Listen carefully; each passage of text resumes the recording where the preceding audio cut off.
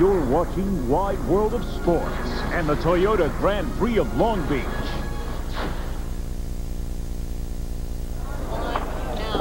Gentlemen, start your engines.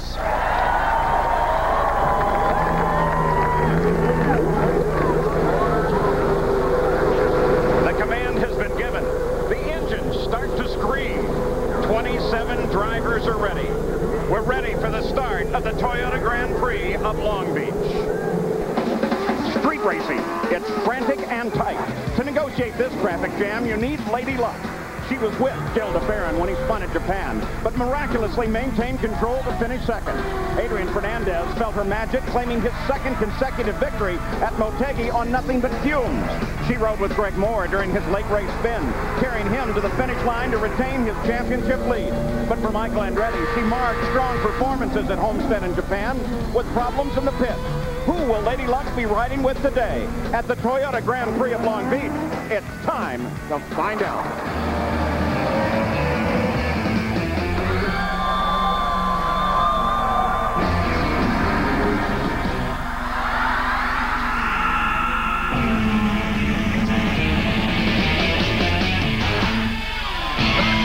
The champ cars are ready. They're already rolling on this new circuit here as we celebrate the 25th anniversary of the Toyota Grand Prix of Long Beach. There is a lot going on. We begin with Jan Bikas. There is, Paul, and yesterday morning, Tony Kanaan did not have a good morning. The gearbox on his primary car blew up. He brought it here on pit road. They switched to the backup car. He went out, although it was set up identically, that car was a half a second faster. In the afternoon, he put it on the pole, his first career pole, and then this morning, he was also the fastest man in the warm-up. Gary Gerald? For Dario Franchitti, this weekend started out like a dream weekend in Southern California. He was on the provisional pole on Friday, but Saturday morning, he had a crash in that new complex of the racetrack, turn 2. It significantly damaged the car, had to go to the backup car. He brought it right out in the final qualifying run and came within just 0.02 of a second of catching Kanaan. We're shaping up for a tremendous battle. Paul, I don't know about you, but we're ready for a great day at the beach. We are having fun celebrating this 25th anniversary here, but there is one enormous question. It's turn 1. Paul, for 24 years, the drivers have hurled themselves down shoreline at speeds approaching 200 miles an hour. They've been hard on the brakes and then going right. This year, the track's changed. They're hard on the brakes and going left into a brand new section. It's narrow, it's slick, it's created some problems for the drivers. This was Scott Pruitt. He narrowly missed the barrier. Mauricio Guzman, he caught it head on. On board with Richie Hearn, he clips the inside wall. His session's over. How will this affect the outcome of the race? We're not sure, but one thing's for sure, Paul. At the start of this race, all heck's going to break loose. Here's the way they qualified. Tony Kanaan, the first pole of his career. Dario Franchitti alongside. He finished second here last year. In the second row, Brian Herta. Last year at Long Beach, he started from the pole, finished third. His teammate, Mac Pappas, is alongside. The third row, Juan Montoya. Keep an eye on him. And Adrian Fernandez, the winner last week in Motegi. In row 4, Jill DeFerrin and Greg Moore, who won the season opener. The fifth row, Jimmy Vasser and Paul Tracy. Row number 6, Christian Fittipaldi and Mark Blundell. The seventh row, Michael Andretti. His first career win was here, and Mauricio Guzman. P.J. Jones and Cristiano D'Amata. Cristiano has the fastest Toyota engine. Patrick Carpentier and Elio Castro Neves in row 9. The 10th row, Tarso Marquez and Scott Pruitt. In row 11, Robbie Gordon and Alex Barron. The 12th row, Michel Jourdain Jr. and Rishi Hearn. In row 13, Walter Salles and Shigeaki Hattori. And alone in the last row, Luis Garcia Jr. Those are the 27 cars. Now, here today, 85 laps is the distance. The pit window opens at lap 15. We got plenty of onboard cameras for you. Here's the view of the Toyota Renard of Robbie Gordon. Quick all weekend, just couldn't put it together in qualifying. Cristiano D'Amata, the quickest Toyota. What a guy this guy is. He's got great potential, Paul, for a great race. Michael Andretti, the Ford Swift. He was the '86 winner here, looking for his first win this year. Jill DeFerrin, this is a great view. He's always so quick here. Will today be his day? Along with Juan Montoya, this kid is a rocket. Expect fireworks. Those are the onboard cameras for you. The field now getting ready to move into formation. They were told that they should come off of the last turn, which of course is a hairpin here, single file, and then move into their rows of 2, hoping to get at least 6 of the rows off the corner before the green flag comes out. The look down on Seaside as they move toward that final turn. The pace car is the Toyota Solara. They will button up to the back of that car, and Tony Kanaan, the 40th man in kart history to sit on the pole. Take care of your tires, Zero, the first couple laps. Take care of your tires. Boy, there is one of the stories right there, too. In these hot temperatures in the 90s, keeping track of the tires. And how are you going to fuel the cars in this race? Some think you could do this one on one pit stop. Pace car's off, I'll let you know. You're ready for green. Position 2 on the map. Tony Kanaan brings the field down now. And we go green. Now the critical turn lies just ahead at the end of Shoreline. The field screams down for Shoreline. The rest of the field comes off the corner slowly. Tony Kanaan moves to the front. Herta challenges to the inside into that first turn. Front of the field through there clean.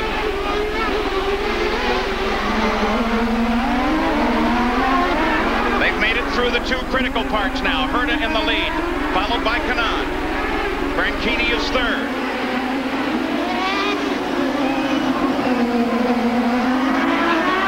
And now they have rejoined what is the circuit formerly used here for the Champ Car, with Brian Herta leading the field. Good move on the start. Tony Kanaan in second. Branchini sits back in third. Herta moved up from the second row to take the lead. This is an incredible piece of driving by these drivers, Paul. The support races have already had multiple accidents in that new section of the track. It just shows these guys are the best in the world. They got through there. They're trying to save tires, save fuel, as you mentioned. They might be able to do this in one stop if they've got long enough yellows, but so far it's been very, very clean. Oh, did you see Montoya kick that thing sideways as he came off the hairpin? Battle at the front of the field. And already somebody in trouble, and this is at the hairpin. That, of course, is Patrick Carpentier sideways. They will go for local yellow only, and they should be able to clear that car before the field comes around again. The great fear here, Paul, is with this new section, as narrow as it is, if a car gets sideways, it will block the track, forcing a red flag situation. The other traditional problem has always been up where Patrick Carpentier has just spun. Kart safety team is right on the spot to get that car out of the way, but we watch Brian Herta doing a great job trying to find the balance between conserving fuel and his tires, pushing just hard enough to keep the guys behind him, but not so hard that he has to come in early. You have to think about Carpentier's second race. Look at Kanaan. Off of Seaside, drops to the inside, makes the pass, pick up the lead. Carpentier, I was going to say, now 2 races in a row, has problems in the early going. Yellow still wave there. They'll be using, by the way, the international rules, which means that they have to pass that green flag beyond the incident before they can resume racing anytime there's a local yellow. They're trying to get rid of any ambiguity of where you can pass and where you can't pass, and by going to the FIA rules, that's now cleared that up. Third in this picture there, Paul, is Dario Franchitti. He's one of the best in the business of going the quickest on the least amount of fuel and conserving his tires. We'll see how that'll play out. Jan Vikas, what's the story on Carpentier? Carpentier, Paul, has been in the pits. They put 4 fresh tires and they checked the right rear corner. They were concerned about it. They think it's okay. He's got fresh rubber, but obviously he's lost a lot of time. And Franchitti makes his move on Herta. So Franchitti moves up to second place now behind Tony Kanaan. They begin to bubble at the top 3. Dario Franchitti, brilliant last year, not only in the street courses, but also the road courses. If you watch him, he's so smooth and so elegant in his driving styles, it's hard to tell when he's going fast. He's just going fast all the time. It's only going to take him a few corners, Paul, and he'll haul up right on the back of Tony Kanaan. And then we'll see how this young Brazilian driver handles the pressure from one of the best road course drivers in the business.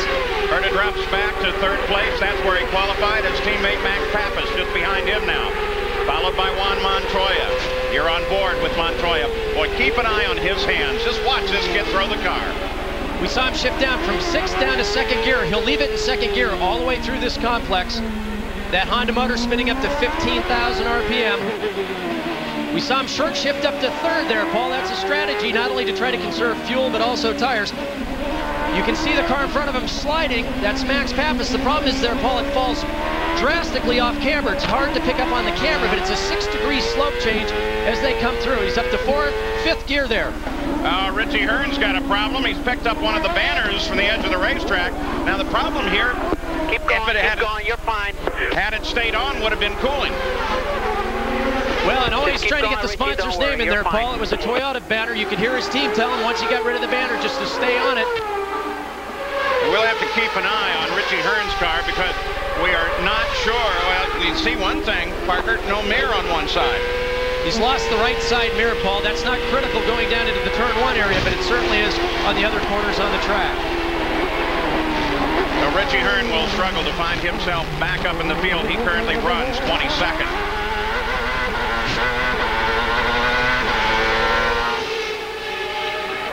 Whoa, Robbie Gordon. Marquez pushed Robbie right out of the barriers there. He clipped it, and that banner, unfortunately, I think was collected by Richie Hearn. And so that pretty well explains the whole thing. There's Hearn with the banner.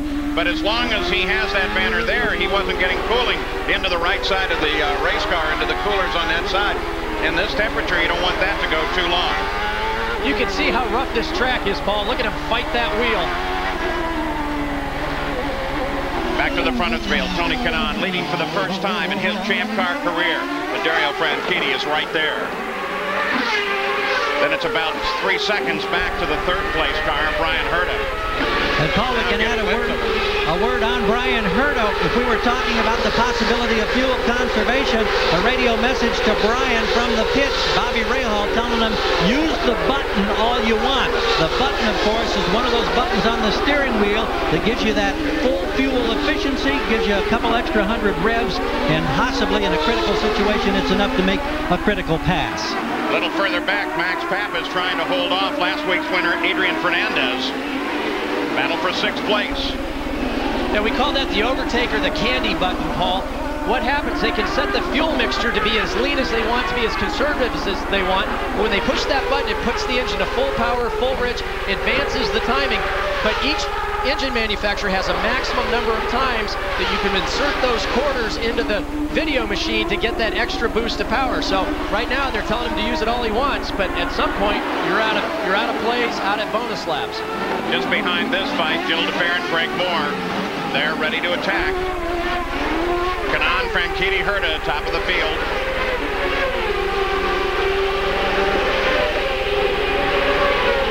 Again on shoreline. Heading down for that series of turns that they call the complex, mostly because it is. It actually passes between the fountain that you'll see here in a second and the beautiful new aquarium that they have built in the past season here at Long Beach, this city that has literally grown to success around this race in the past 25 years. Adrian Fernandez chasing Max. This is the first time that Patrick Racing has run their Swift chassis this year. Remember, Adrian won just 2 weeks ago in Japan in a conglomeration which they called affectionately Frankenstein, a 97, 98, 99 Renard, and now he's in the Swift trying to hunt Max down for 5th place. With Tony Kanaan as the leader, as a matter of fact, despite the battle for the lead of this race, they are now back in exactly the same order that they qualified, 1st through 17th.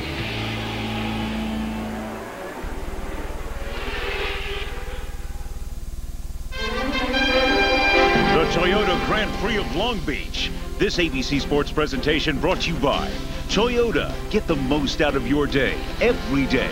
Brewery Fresh Budweiser, official beer of CART. This Bud's for you. And FedEx, proud sponsor of the 1999 FedEx Championship Series.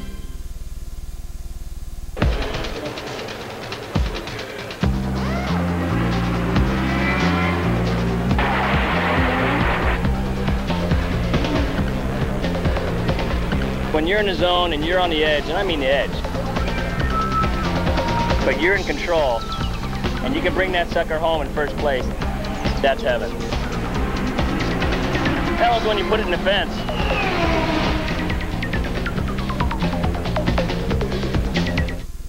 Beer is the best it can be at the brewery, fresh and at its peak of taste.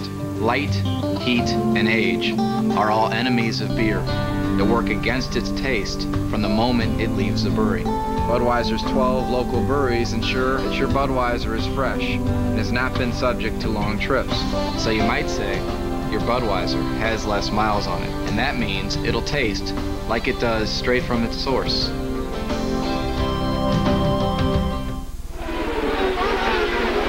page with Parker Johnstone. We now have 8 laps into the record book. Tony Kanaan is still the leader. We're back taking a look at the battle between Fernandez and Pappas. Juan Montoya was able to split in between Pappas and Herta. Now occupies 4th. Now you're riding with Jill DeFerrin sitting just behind that fight. Jill DeFerrin, one of the few competitors on Goodyear tires. Jill told us that they came here with a little too conservative of a tire. It's a little too hard for the slick track condition, but he qualified extremely well. He's always been very, very fast at Long Beach, and now he's just trying to hunt these guys down, Paul. Remember, he's all alone in a sea of Firestone tires trying to get the most out of those Goodyears. Yeah, with Greg Moore, Jimmy Vasser, and Paul Tracy all lined up right behind him. Jan Bigas? Yes, in regards to those Goodyear tires, this is exactly what Jill DeFerrin and Goodyear want. A very hot day and want to put pressure on Firestone cars because the Firestone tire that was brought here was very aggressive. Yes, it's very fast, but if these drivers on Firestones don't take care of them, they could wear them out, and that could really benefit Goodyear.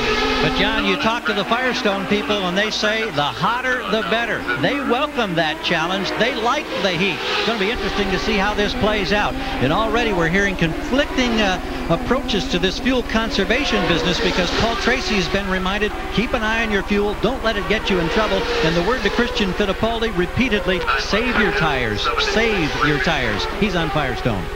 We got a good glimpse for a second there of Christian Fittipaldi jumping out trying to make a move on Paul Tracy. He did not. We are back at the front of the field. This is where the battle lies, and they have pulled well away from the rest of the race.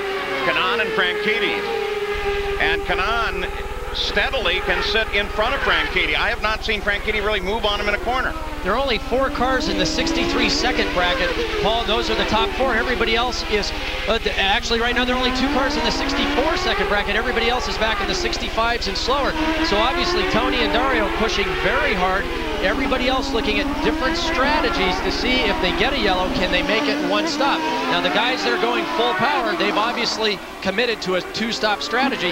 The concern is not so much the fuel, Paul, but the tires. Can the tires last if you try to make it in one stop? And so far the consensus seems to be they can't. You're trying to unleash 900 horsepower off these hairpins. It lights up the rear tires. The tire wear just isn't good enough, I think, to make it in one stop. But you know, this race is very difficult to predict. On one hand, 85 laps, that's not all that far.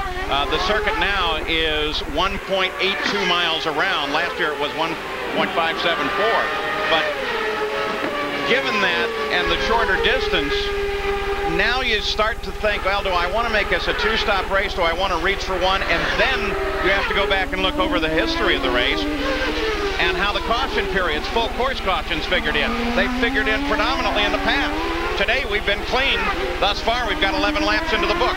But at any moment someone can turn sideways in that new section up in the hairpin and change the whole complexity of this race. But so far it's been very, very clean. There are lots of accidents in the support race, but so far these guys are standing on it. Now let's take a look at our Circuit City telemetry on board Richie Hearn's car. Graph is miles an hour, and boy, watch this thing swing.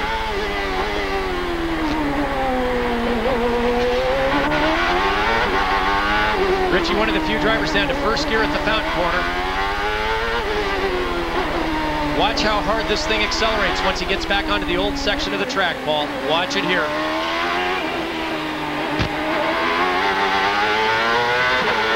Look at it jump. Can you imagine going shopping on Sunday afternoon with that kind of horsepower? So, Richie Hearn, you got an idea as he heads down behind Walter Salas into the turn 9 area. And back at the front of the field, Tony Kanaan is still just pouring it on. Gary, I got to ask you about the fuel situation on this car. Paul, I'm sorry, I was in a conversation here. We were just checking on the well-being of Robbie Gordon, and I didn't hear all of that lead in. Well, as we watch Tony throw it really sideways, let me go down the pits and ask John.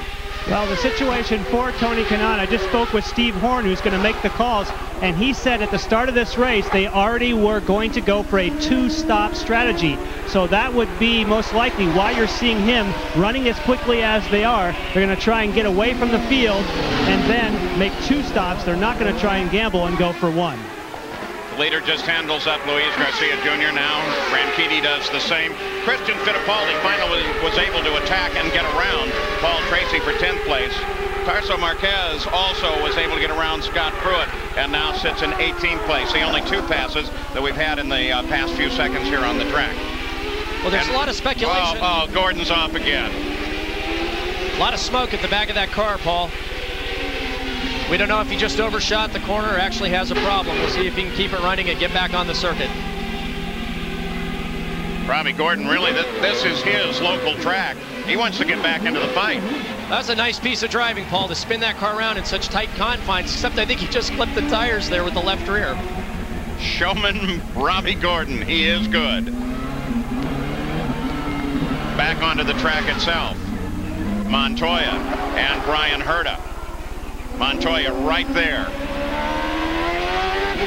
This young Colombian, Paul, from the moment he showed up at Long Beach, was 3rd quickest in the opening practice sessions. He has absolutely no fear, no concern other than being absolutely the fastest driver on the track. He is amazing to watch. And you know, like many of the great drivers, he has kind of a shy little smile. Almost looks at you head down when he talks, but obviously is enjoying himself. And hey, if you got a ride with Target Chip Ganassi, I think I'd probably be a pretty happy guy too. The Tony Kanaan at the front, Franchitti second, Brian Herta being worried very much by Juan Montoya.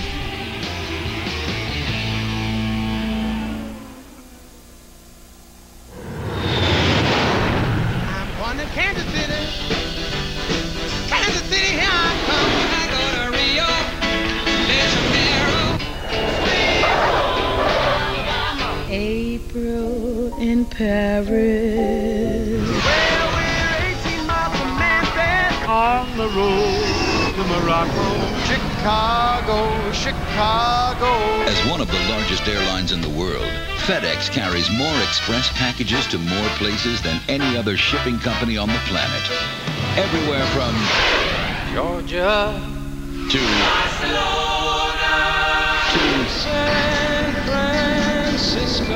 In fact, we can carry just about anything. Oklahoma, where the wind comes sweeping down the plain. Except perhaps a tune. FedEx. Be absolutely sure. Coming in for a fast shine, guys. He's pressed for time, but he's still gonna get a great shine. Introducing new Turtle Wax Express Shine Liquid Car Wax. Just wipe on, there's no buffing. The rich Carnauba formula in Turtle Wax Express Shine gives you hard shell protection and breakthrough shine in no time. Great for all finishes, clear coats too.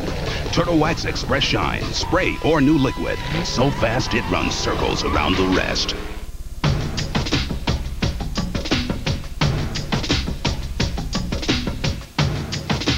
The styling of the new Vulcan 1500 Drifter takes you back to another time.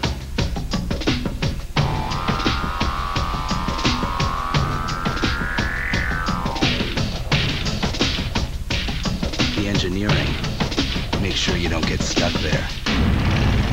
Vulcan, only from Kawasaki. He's a chip off the old block. Dale Earnhardt Jr. tears up the track. He takes on the field in the Touchstone Energy 300. Live Saturday at 3:30 on ABC. We can tell you how provocative Blue can get. You could work for Hugh Hefner in a position of your own choice. They just won't let us show you. Shut your mouth till you're asked a question. With 6 new episodes. What did you just say to my partner? You can see for yourself. Right! All new NYPD Blue, ABC Tuesday at 10/9 Central. Viewer discretion advised. Back at the Toyota Grand Prix of Long Beach, a couple of teammates, Blundell and Guzman, both having problems. Next Sunday at 1 o'clock, Bobby Labonte, the defending champion. It's the Die Hard 500 from Talladega. We'll have the coverage. Now, we've had a couple of things going on. We start with Gary. In the Pac West pit, both drivers, Mauricio Guzman and Mark Blundell, in. You see why. Firestone Engineers taking a look at what may have happened here as the rear tires went down for both of the Pac West drivers. We've also had reports from Dario Franchitti, Christian Fittipaldi, and Paul Montoya that they say their rear tires are gone as well. I don't know if we've got a problem. Excuse me, Gary. I'm going to interrupt you just a second. Luis Garcia, that's the hairpin, of course, setting off a little offline. Shouldn't be a problem. Just want to note he's there. Gary Gerald? Well, we don't know if we've got a developing tire problem or not, but suddenly drivers reporting that they're losing grip with the rears. Let's check in also with Jan. Well, I believe that for Mauricio Gugelmin, Gary, there was contact with P.J. Jones, and P.J. Jones says that his car is okay. There was contact with the front wing. Now, for some reason, they have to go to yellow flag here. People are saying this is in the pit window for a two-stop race. So keep your eye to see if we get a full course yellow. Also, our leader, Kanaan, is starting to pick up some push. The front of the car not gripping the way he wants. Well, we opened the pit window actually 3 laps ago at the 15th lap. You're on board with Montoya. Fernandez just jumped around Pappas, picked up 5th place. This is the stage of the race, Paul, where these guys are starting to get a feel for how their cars are working on half tanks, whether they're going to pick up a balance change. They're talking to their crews to try to figure out if they can make a wing adjustment or tire pressure change on that first round of stops. We should be able to see some guys moving forward as they have their cars working better and better. Other guys moving back as they run into chassis problems. Boy, and look at this lineup. Everybody stacked up now behind Max Pappas after Fernandez was able to get around. Now DeFerrin is there ready to go to work. Christian Fittipaldi's just moved past Jimmy Vasser for 9th. But look at those right here. Yeah, catching someone here, Paul, is one thing. Passing them is something else. To do it, you either have to have a superior car or just take a huge risk when you've got someone who dives in as deep on the brakes as Max does. He drives just like his predecessor, Bobby Rahal, goes in very, very deep. That means you've got to try to set him up, try to use your horsepower, try to wait for him to make a significant mistake, and if he doesn't make it, getting around him takes just a very brave move. Yeah, but look at that lineup. They're all lined up right now, ready to take focus on Max Pappas. DeFerrin actually looked out for a second as they went into turn 9 off of Seaside. They're now on Shoreline once again. Christian Fittipaldi is right there. Greg Moore lined up behind Christian. That's Paul Tracy just behind Greg Moore. And we should point out, it's hot outside today, Paul. In this new section of track, here we see Cristiano D'Amata down one of the escape roads. Yeah, that's that car's sound. I can't. He's working on the gearbox. Maybe he does have some power. You can see the skid marks where he spun in, Paul. Looks like it happened under braking or during a downshift. When you race a course like this, back to that battle, when you race a course like this, the whole thing is a concrete canyon with just a couple of runoff areas. Those areas wisely placed there by the officials where it is most likely that you would run off. Here's what happened to Cristiano D'Amata. Just overcooked that corner big time. He had someone going down the inside of him, trying to outbrake him. He tried to hold him off on the outside. He locked the rears, a simple 180-degree spin, and they're pulling him back. So no damage to the car. If he can get it refired, he can jump back into this race. But I was about to say, with this new section of track, it's very demanding, not only physically, but also mentally. It takes a lot of concentration to get through this very tight, slippery section quickly, lap after lap after lap. The old course, you had 2 long straightaways to relax, to refocus your attention, to talk to your team. But now, you have very little time before you're right back into the thick of things. Gil DeFerrin continues to work on Max Pappas just ahead, and at the same time is worried by everyone behind him: Fittipaldi, Moore, Vasser, Tracy, and Michael Andretti. We'll be back after this message and a word from your ABC station.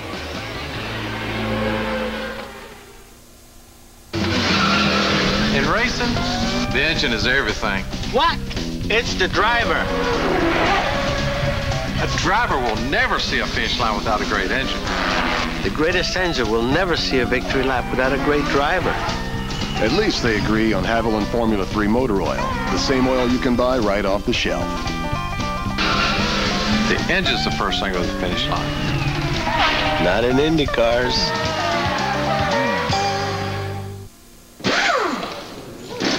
People are selling tools today on the market that I don't even think they know where they're made, and they're not a quality tool. One thing about the Craftsman tool, it's made here, and you know the quality's good. 1,800 Craftsman hand tools made in America, guaranteed forever. If something happens to it, you can take it back, and you know where to take it back because you know where it come from. Craftsman makes anything possible. Tonight, we hired contractors. Wait till you see how they did. Water's coming in the kitchen. If you've ever had a home improvement nightmare, this 2020 is for you. 2020 tonight. For 8 years, Home Improvement has been America's favorite family comedy. I feel real honored the way that people have welcomed us into their homes. And their last episodes are going to be their best. Keep watching. And keep an eye on the Hughleys, because what they do in the next few weeks will surprise you. We are on our way. Home Improvement and the Hughleys. See you Tuesday on ABC. Would you know what to do if your teen was in trouble? ABC7, as part of our continuing commitment to put children first, is pleased to make available the half-hour special, Protect Our Children, More Than Girl Talk, a revealing look at teen safety in our changing world. If you would like a copy of this very special program for only the $4.95 cost of shipping and handling, please call 1-800-690-INFO. That's 1-800-690-4636. Watch as a family and learn how to protect our children. With blistered hands and worn-out backs, they got us over rivers, through mountains, and across the country. They paved the way so we could enjoy the road the way it was meant to be enjoyed. Thanks. Diana Williams, Channel 7 Eyewitness News.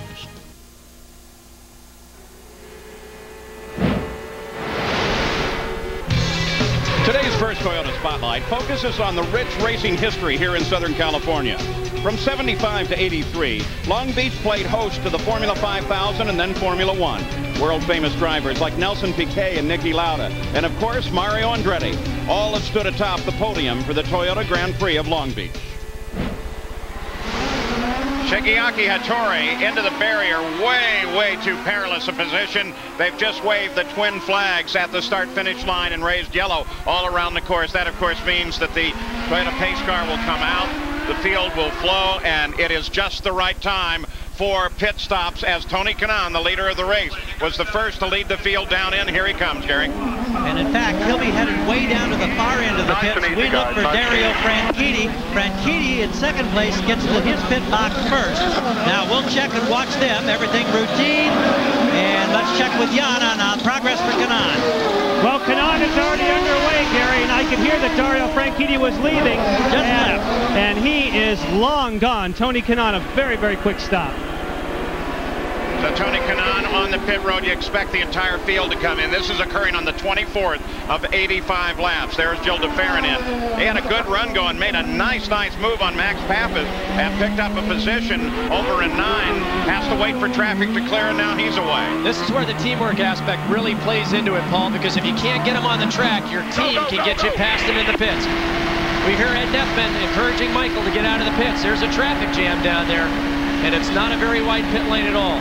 Again, you're using... Oh, you saw how close that was. City streets here. When they do that, they're limited by the structure of the street, and the pits here are very narrow, as Michael has found out on more than one occasion.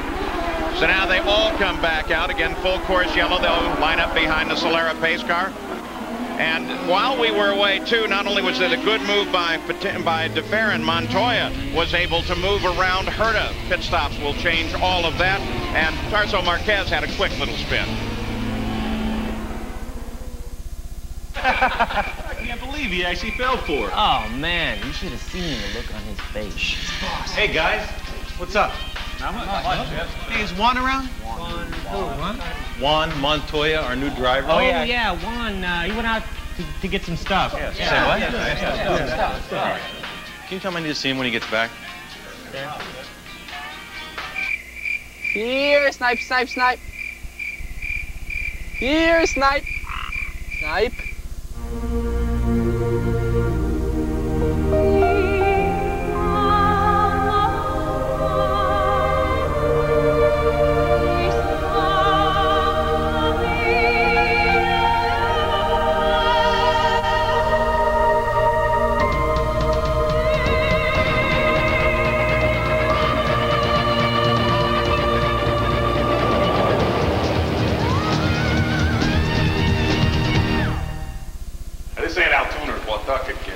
Now you're pouring beer in the show. Not just any beer either. We're talking big leagues, kid. We're talking Coors Light. Wearing this tray out there is like waving a red flag at a bull. 40,000 thirsty fans looking for the coldest beer around. The Rocky Mountain refreshment of frost-brewed Coors Light. Think you can handle it, kid? Yeah. Hey, beer man! Hello, beer man. Free right here. Beer man, I'm here, man. Rookies. Every one of Circuit City's camcorders comes with a guaranteed low price and something extra. Real customer service. If you have any questions, I'm here to help. We want you to have the best shopping experience ever. Right now at Circuit City, pay no interest for 6 months on all camcorders $399 and up. Like this Sony 8mm Handycam with color viewfinder and night shot feature that lets you record in total darkness. Now just $399.99. Plug into low prices all over the store at Circuit City. NASCAR Sports Race is getting crowded. Burton, Gerald, Labonte, Martin, and Gordon head to Talladega for the Die Hard 500. Live next Sunday at 1. NASCAR on ABC. An all-new practice. Oh, my God. Every new minute. Let us help you. Means more new evidence. You ever see your mother get shot, Miss Campbell? Why it's the best drama on TV. My father have to be there. He's the defendant. I'm not going to lose this. You're sleeping with her. It's my own private life. An all-new practice. ABC tonight, 10/9 Central. As we join you, the green flag flies over shoulder line on the Toyota Grand Prix of Long Beach. Tony Kanaan retains his lead after a great stop. Dario Franchitti remains in second. Montoya, exactly where he came into the pit, sitting in third, followed by Herta, Fernandez, DeFerrin, Pappas, Fittipaldi, Vassar, and Michael Andretti. In that mix, we saw Mark Blundell. He's a lap down from coming in for that earlier stop, so he's out of sequence. Oh, Scott Pruitt sideways in the corner, and Marquez, he got part of that action, and the right front is badly damaged. Lone Penske car in the field. Al Unser Jr., by the way, is here at the track on crutches, but he says, guys, I will be back at NASCAR. Full course yellow once again because of this situation. Just yank on that. It'll come out of there. Here's what happened, Parker. Holy moly, Paul. Scott was trying to go down the inside of, it looks like the car, it's hard to see there, but it looks like Tarso Marquez didn't anticipate. You got to slow down when you're side by side going into the corner. We'll look at it from this angle, Paul. Oh yeah, you can see he just speared him coming down the inside. He was trying to go around the inside of Elio Castroneves there, and Tarso just came in way hot, locked him up offline. There's no grip there. A lot of rubber already being thrown off the outside in the marbles, and just speared the back of Pruitt, turned him around, and that's the end of their day. And we're going to take a hard look at Elio Castroneves' car as well, because he did get some contact on that one. We are back through the second yellow of the day. So now, let's send you to our Wide World of Sports studio in New York and Robin Robbins.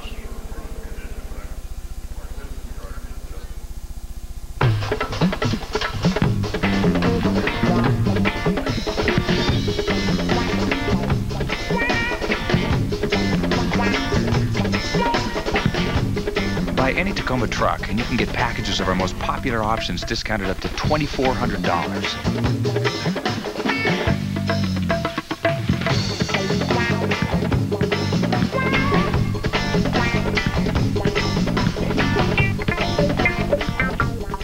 Hey, man, she's here. Check it out. Oh, cool. There they are. Which one? You like this one? Easy, baby. Easy. How about this little guy? Huh? Yeah. Good choice.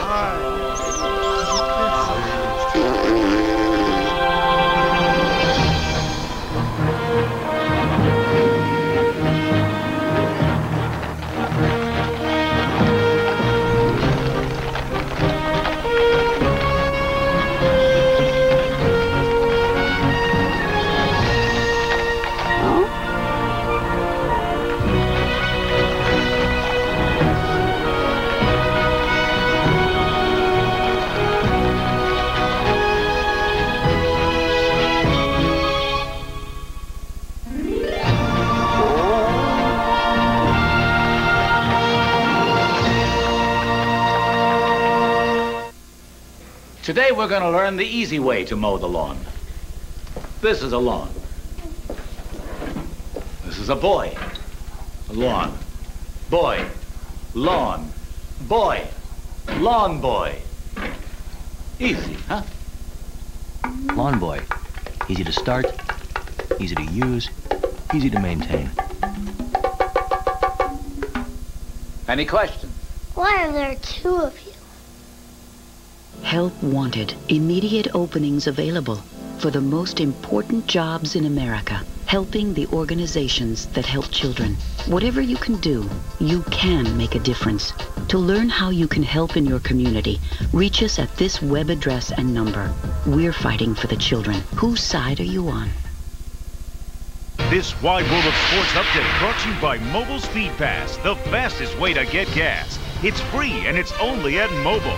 Here now, Robin Roberts. Hello again, everyone. The yellow flag is still out at the Toyota Grand Prix of Long Beach. We'll get you back out there in a moment. Pole sitter Tony Kanaan currently is your leader. Of course, the top story today, Wayne Gretzky's final game. And before the Rangers took the ice against the Pens, the NHL retired Wayne Gretzky's number 99. In his 20-year career, Gretzky has set 61, that's right, 61 NHL records, including points in a season, career points, and career goals. Now here's a brief look back at the Great One's 20-year career, beginning with a Stanley Cup moment.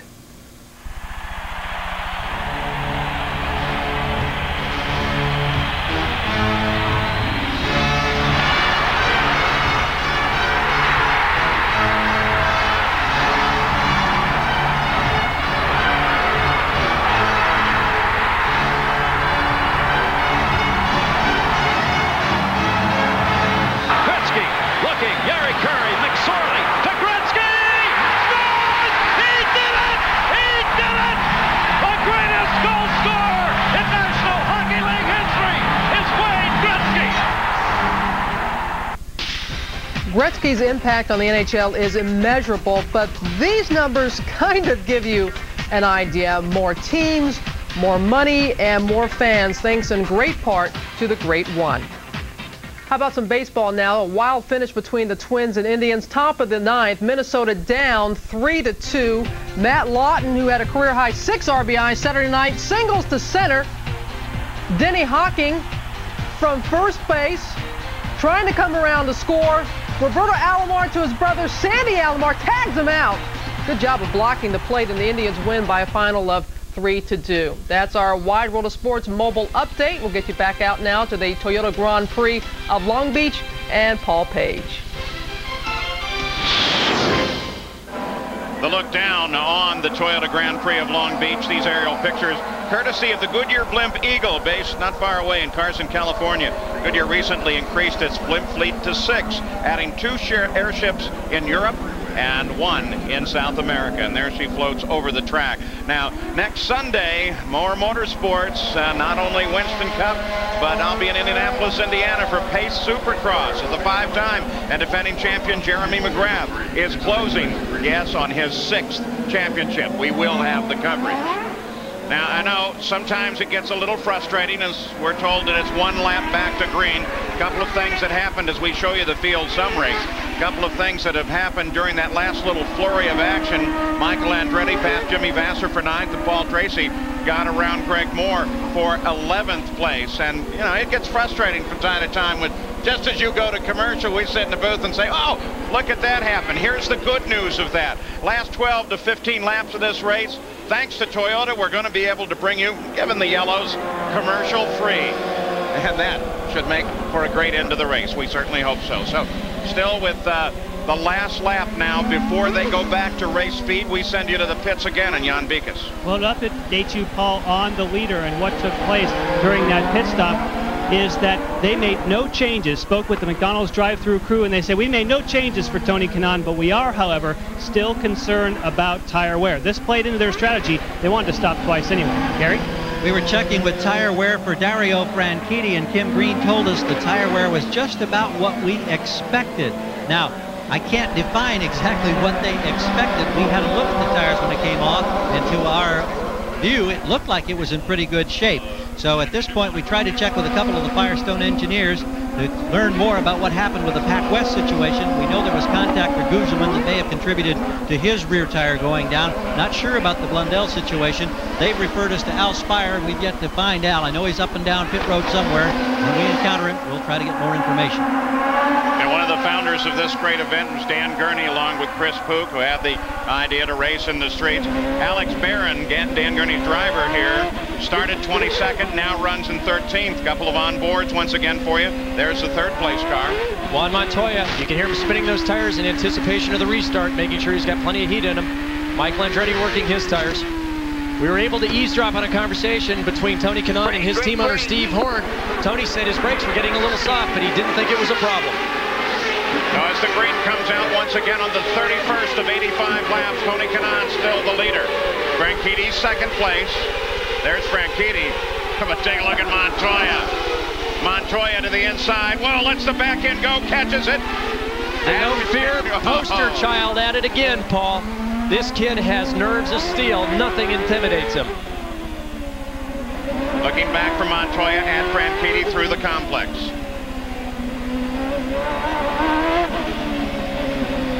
You can hear him working that Honda engine in the low RPM band in second gear. We'll hear him short shift up to third. Up to 15,000 RPM down the back straightaway. Coming off of Seaside into turn 9, Montoya begins to work on the leader, Tony Kanaan. Talk about the great new faces in this sport. There are two of them right there. Last year's Rookie of the Year in Kanaan, Montoya, brand new to the sport. What's really amazing, he's never driven this track at all. There's no practice here. He just came here and instantly was fast. Like you said, there's no testing. It didn't seem to bother him at all. He just rolled the car out and stood on it. Significantly, we've had a battle of the power plants this year with the Toyotas making great improvements, but for the first time, all 6 Hondas qualified in the top 10, and we're seeing Kanaan, Montoya, and Franchitti, 3 Honda-powered cars leading this race. Mark Blundell, of course, who's had his problems. Let's check the Circuit City telemetry on his car. Mercedes-powered Reynard chassis of Mark Blundell. Currently runs 18th. The thing to note, we talked about it a little bit earlier on when we were on board with Richie Hearn, is look how fast it accelerates. It'll go right off the top of the chart here, Paul, as they get down towards the end, right at 180 miles an hour. This is the slower of the 2 straightaways. The end of Shoreline, they'll have this graph pegged down into turn 1. You know, it's impressive to me is certainly the acceleration is, but going from 180 down to 75, losing 100 miles an hour in just a couple hundred yards, and then making what is a normal right-hand turn on a city street. Back to the front, Montoya closes on Tony Kanaan. Those are the numbers last lap around. In this situation, I think it's always better to be the hunter than the hunted. And right now, Montoya wants nothing more than to work his way up to and past Tony Kanaan. Tony, of course, can only look rearward, trying to drive as cleanly and as neatly as possible, minimize any mistakes, taking as good of care of those Firestone tires as possible. Word from the order, the observers on the course. Garcia is off course once again, but no factor. Run through the teams for you. Reminder of who is with which team. Look how strong Tony is going down that back straightaway, Paul. He's coming onto the old complex, that turn 6-7 area, and able to extend his small marginal lead going down that straightaway, but we see Montoya much quicker in the new section of the course. Now keep in mind there's a time compression element here. When they get in the slow corners, it always looks like Juan catches him. Oh, and there's Alex Barron, who is doing so well. Got such a great run going. We just mentioned that he moved up to 13. I don't see any damage. If they can get him out of there, maybe they can get him going. But look at that left front tire. You want to speculate on that? Well, actually, you can see the graining there on both of those Goodyear tires on the front, Paul. Lots of graining. You can see it there. You can see the lines as we look at the left front visible there. You can see where he spun into the tires. Kart safety crew there. And I tell you, there's no other time in the world that goes by as slowly as sitting and waiting, trying to get the car back on track and refire, trying not to lose a lap to the leaders. Look at this battle, though, for the lead now. 3 together. Kanaan, Montoya, Franchitti. A mere 1 second, not even that, separates the nose of the lead car from the back of the third place. Well, we've seen fireworks with Montoya before in the Celebrity Deathmatch 2000 grudge that happened between he and Michael at Montegi. We're wondering now what Tony's thinking about having the young Colombian behind it. And Dario, I don't know if he's just sitting back just enough to get out of the carnage in case it happens, or if he's pushing as hard as he can. You know, we always hear the wily veterans sitting back. That's usually nonsense, Paul. The drivers are normally driving absolutely as hard as they can. But he seems to be breathing just a little bit behind Montoya there. Oh, man, I like that wily veteran story. But I'll tell you, you saw look at it here. There it is. Montoya is faster, and he certainly closed the gap to get here. I mean, did it quick. Well, in that last lap, Montoya and Franchitti's lap times were separated by 1/100th of a second. On board with Montoya now. We're just going to ride with him here as he chases Kanaan down.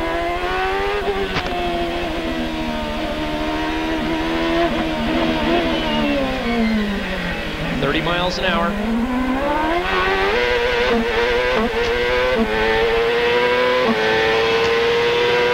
Up through the gears. Max in the Honda out just over 15,000 RPM. Hard on the brakes, all the way down to second in that sequential box. He just pushes the lever forward to go down.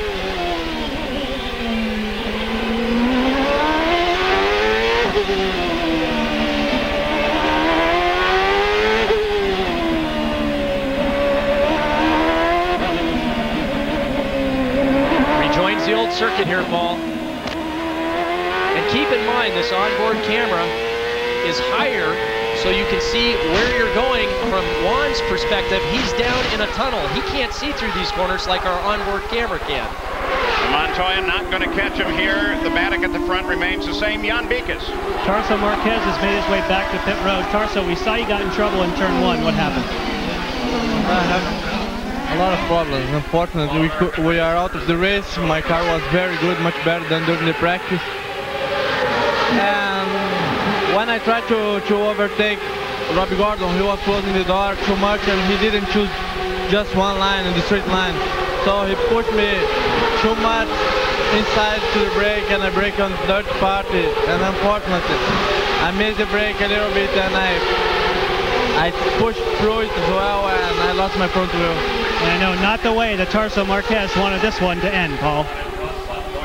And you wonder what Penske's thinking about the decision to go with the single car. So it's Kanaan, Montoya, Franchitti. They remain spaced the same, covered by a blanket. We'll be back after this message and a word from your ABC station.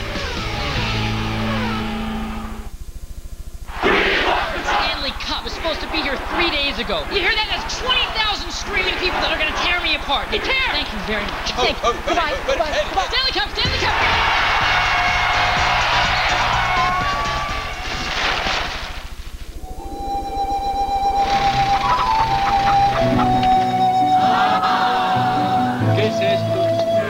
Got an important package? Next time, send it FedEx and be absolutely sure. So, what'll it take for you to buy this car today? You buying this SUV today or not? I want you to drive out. I want you to walk out of here with. Just for you, I got. Tell you what I'm going to do. I'm going to talk to my boss. With my supervisor. Hey, we're going to have a deal, right? Log on to autobytel.com. Arm yourself with dealer invoice and retail list prices. Choose any make, any model. No hassles, no haggling, low prices. Autobytel.com. We're changing the way America buys cars. For 8 years, Home Improvement has been America's favorite family comedy. I feel real honored the way that people have welcomed us into their homes. And their last episodes are going to be their best. Keep watching. And keep an eye on the Hughleys, because what they do in the next few weeks will surprise you. We are on our way. Home Improvement and the Hughleys. See you Tuesday on ABC. Her power brought an empire to its knees. Cleopatra makes history. ABC Sunday, May 23rd. Be a winner. Watch the New York State Lottery Drawing live at ABC 7. It's a blast. Get your daily picks in a numbers game and win 4 every evening during Wheel of Fortune. 7's got it live. Take 5 every Monday, Tuesday, Thursday, and Friday on Eyewitness News at 11. 7's got it live. And Lotto every Wednesday and Saturday during Eyewitness News at 11. 7's got it live. Be a winner. Watch the New York State Lottery Drawing live and ABC 7.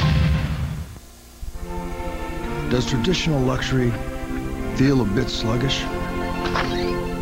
Then clear the air with the exhilarating performance of the Pontiac Bonneville. Its aggressive looks and powerful performance will blow the ash off of traditional luxury. Luxury with attitude. The Bonneville by Pontiac. Now get moving for only $284 a month for 48 months with no down payment and only $609 due at lease signing. I'm cooking with Patti LaBelle. Mondays open. Our Toyota Spotlight continues its focus on the history of this great event. In '84, Mario Andretti claimed his second victory on the streets of Long Beach, but the circuit now belonged to Champ Car.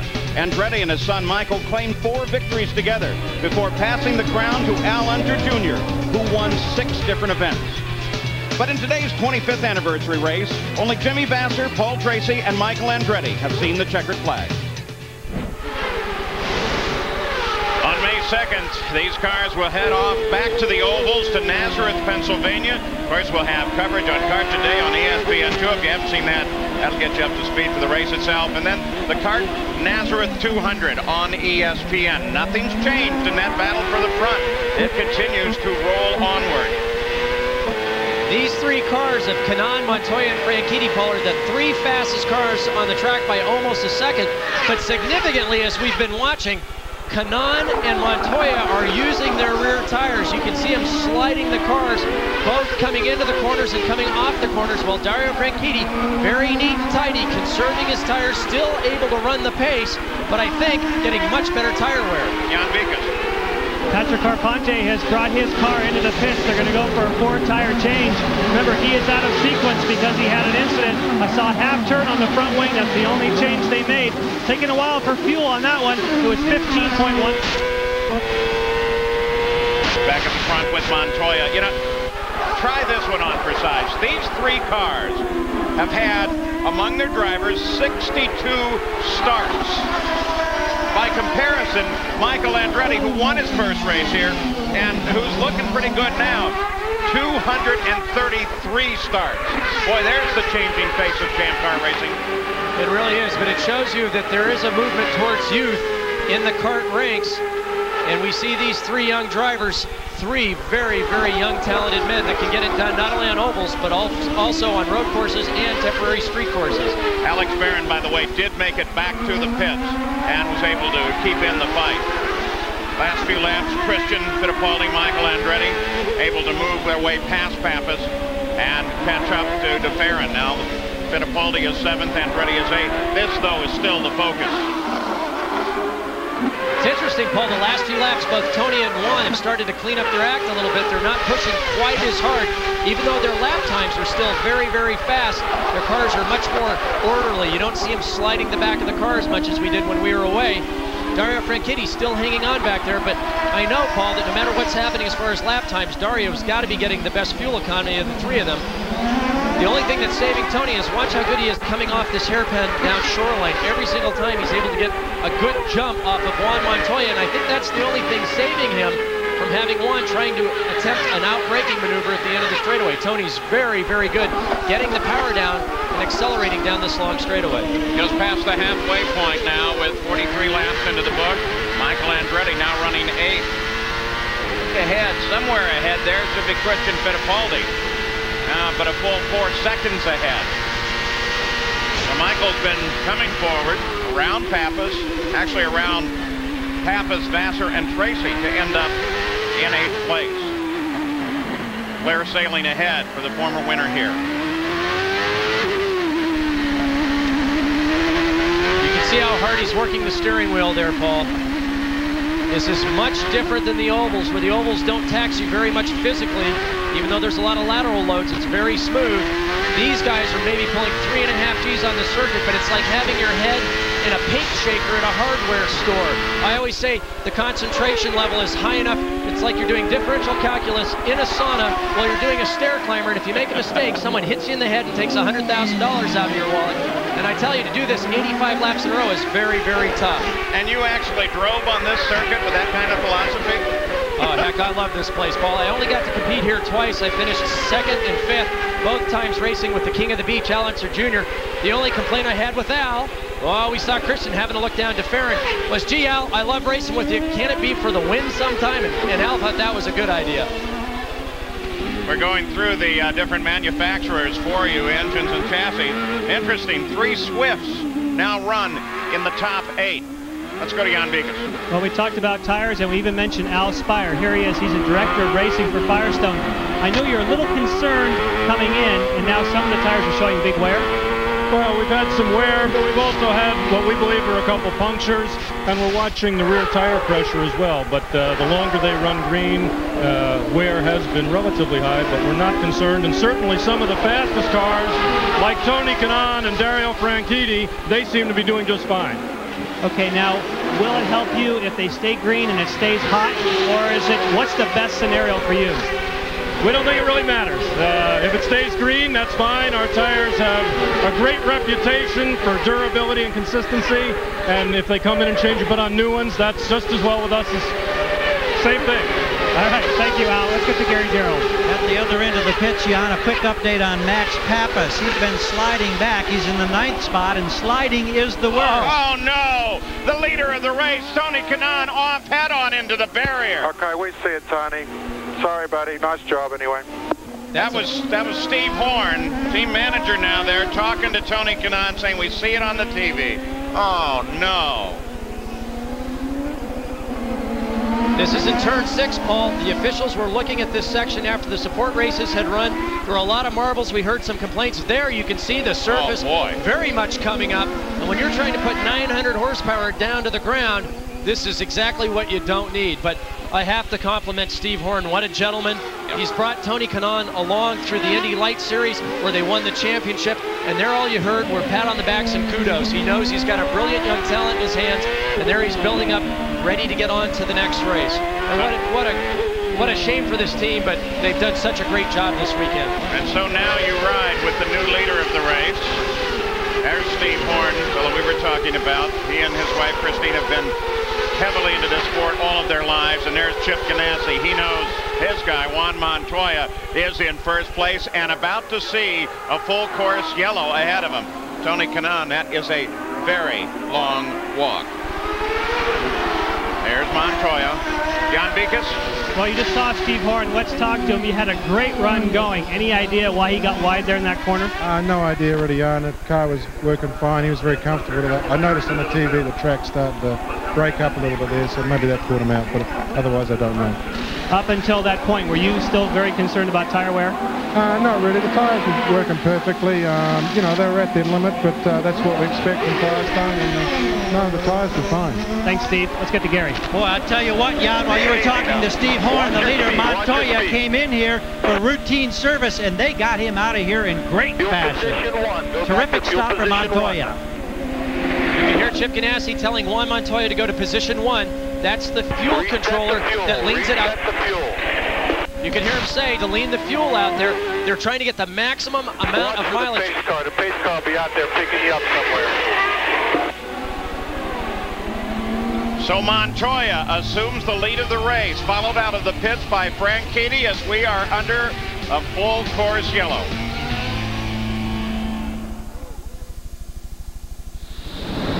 We asked professional race car driver Scott Pruitt to test our Firehawk SH30 high-performance tires with Unit T. Unit T, the ultimate tire technology we've spent years perfecting. In fact, when it comes to designing performance tires for wet cornering, we've been around the block. The Firestone Firehawk SH30 with Unit T. Get a grip on wet cornering.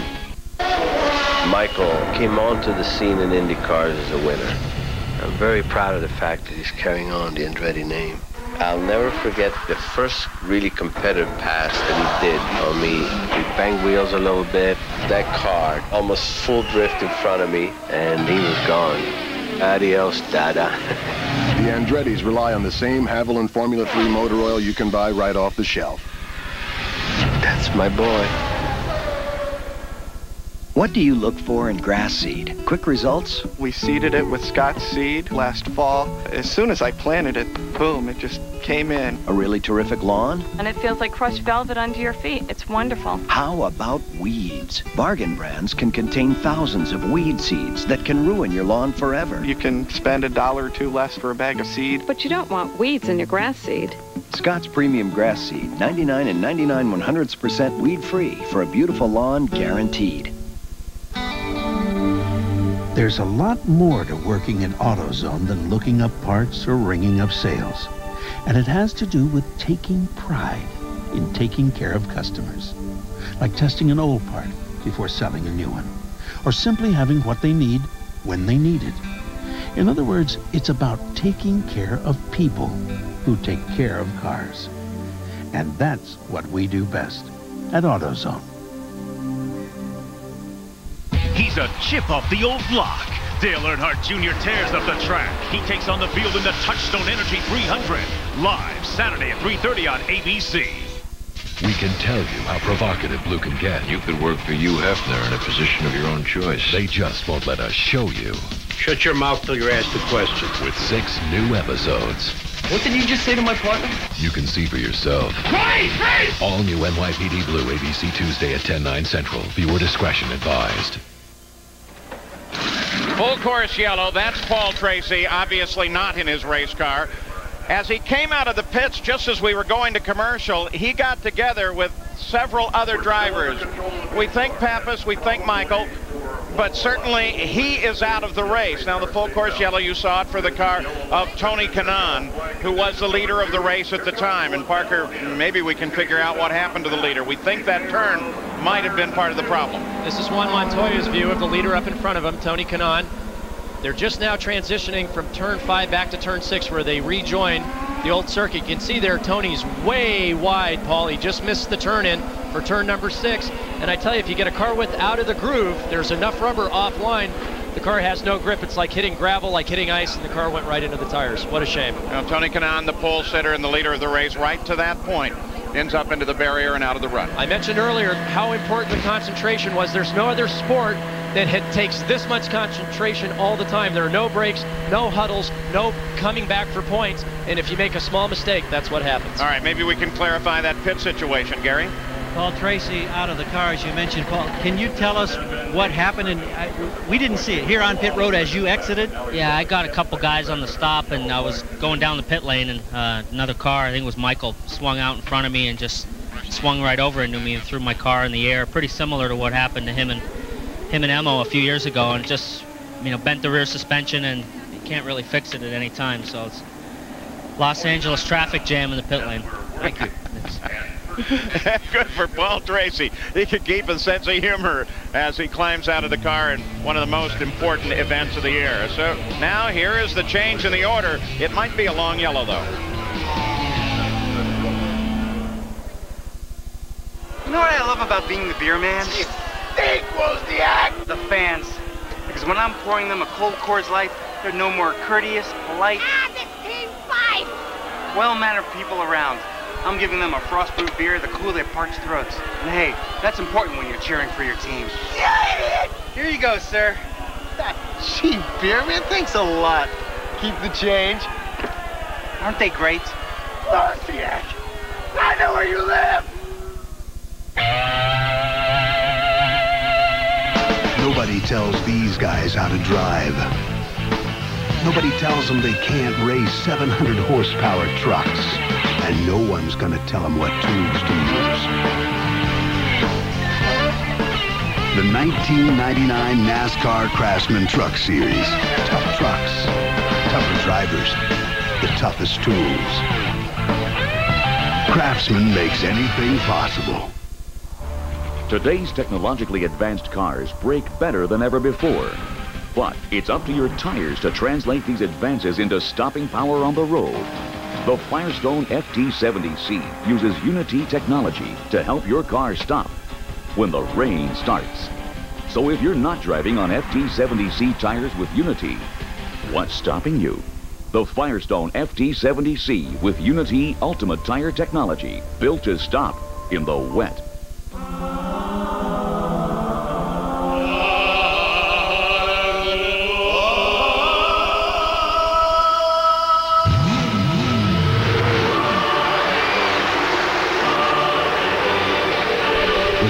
Superbike championships than any other sport bike in history. Is it any wonder so many worship the ground it rides on?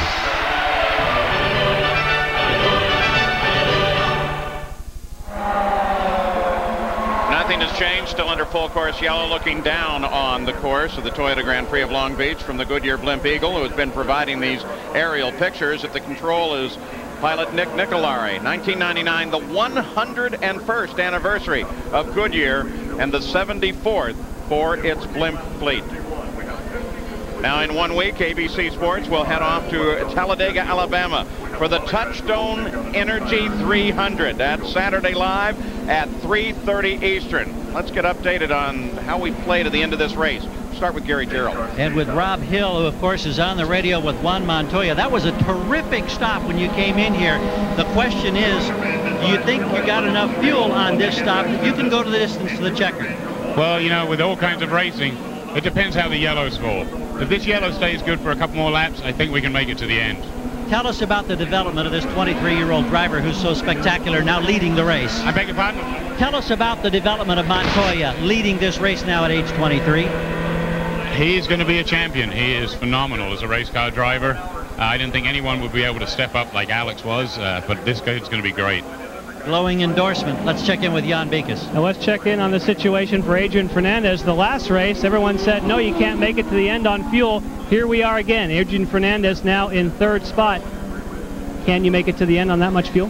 Well, it's going to be a tight one, Jan. I mean, we're almost in the same position we were in last race, so it's going to be a gamble at the end. It depends on if we have another yellow or not, and it's going to be real tight. If I hear we're going green now, so you'll need one more yellow? At least one more yellow. All right, thanks, Steve. Well, Adrian Fernandez, there he is, fourth place. We're following Richie Hearn, by the way. The last possible minute and use the button. The chess game unfolds. We heard there what he's doing is he's keeping it on the leanest fuel selection they have, which gets him roughly 8 to 10 miles per gallon.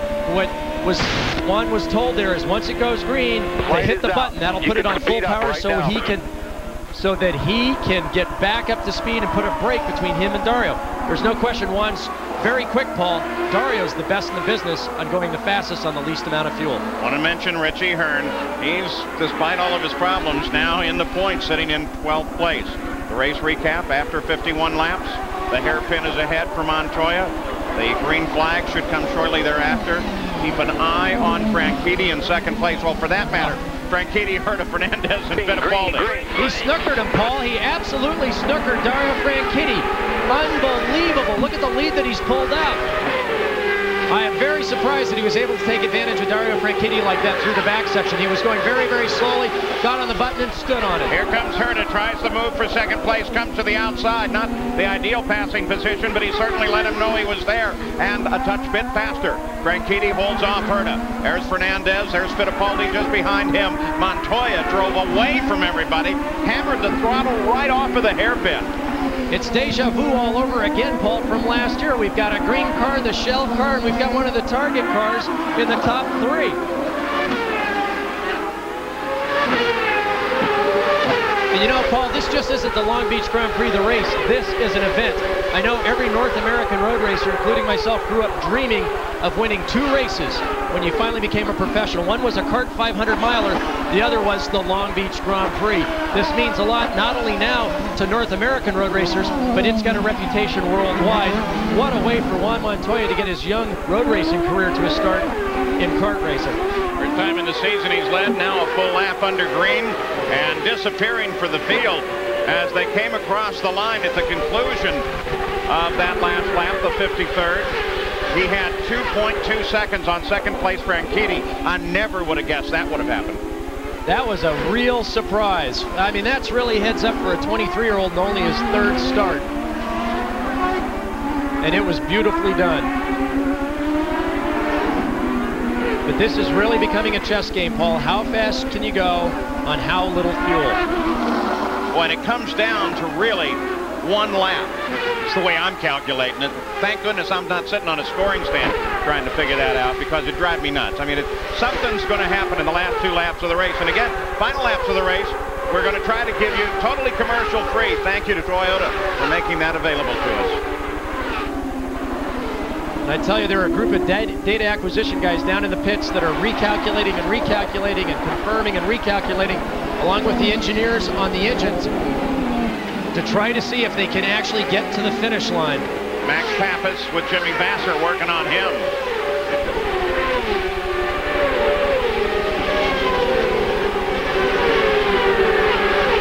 Vasser, of course, former series champion from up in the Bay Area, is one of those guys, in fact, that also grew up dreaming of this race. Boy, did you see PJ gets in trouble. It looks like he got nailed by one of the players' cars there, Paul. And that'd have to be Greg Moore. PJ, who had a good run going, working his way up. It's a little wide on the corner, gets tapped, wants to get going. Son of the great Parnelli Jones.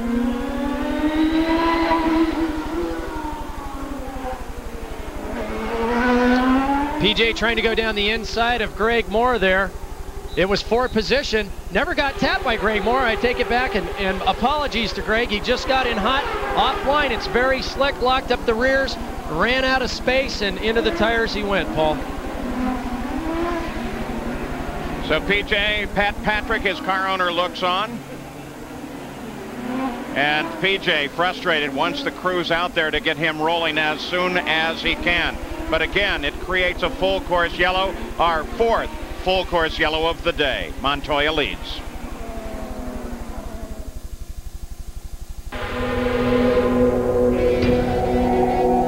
Well, I believe I was born to race.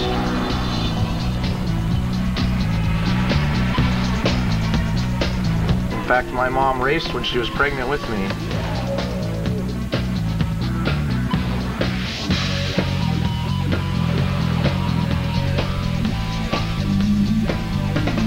Winning.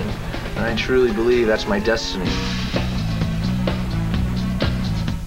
Okay, you're the new driver. You need a new car. Yeah, I'm looking for a speedy one. Juan, just your style. You think so? A little work and this baby will purr like a kitten. Are you sure? Vanity mirrors. I don't know, I want like a red car. Yeah, I like this one here. I see checkered flag. Hi, I'm Jimmy Vasser. Something in a sedan. And this is Juan Montoya. Juan, this is a real deal. We don't make them like this anymore. He's right. Are you sure Sonardi started out this way? Trust me. In the soul of every Bridgestone Potenza lies the twists and turns of the legendary Formula One Grand Prix courses of the world, the ultimate proving grounds of tyre technology.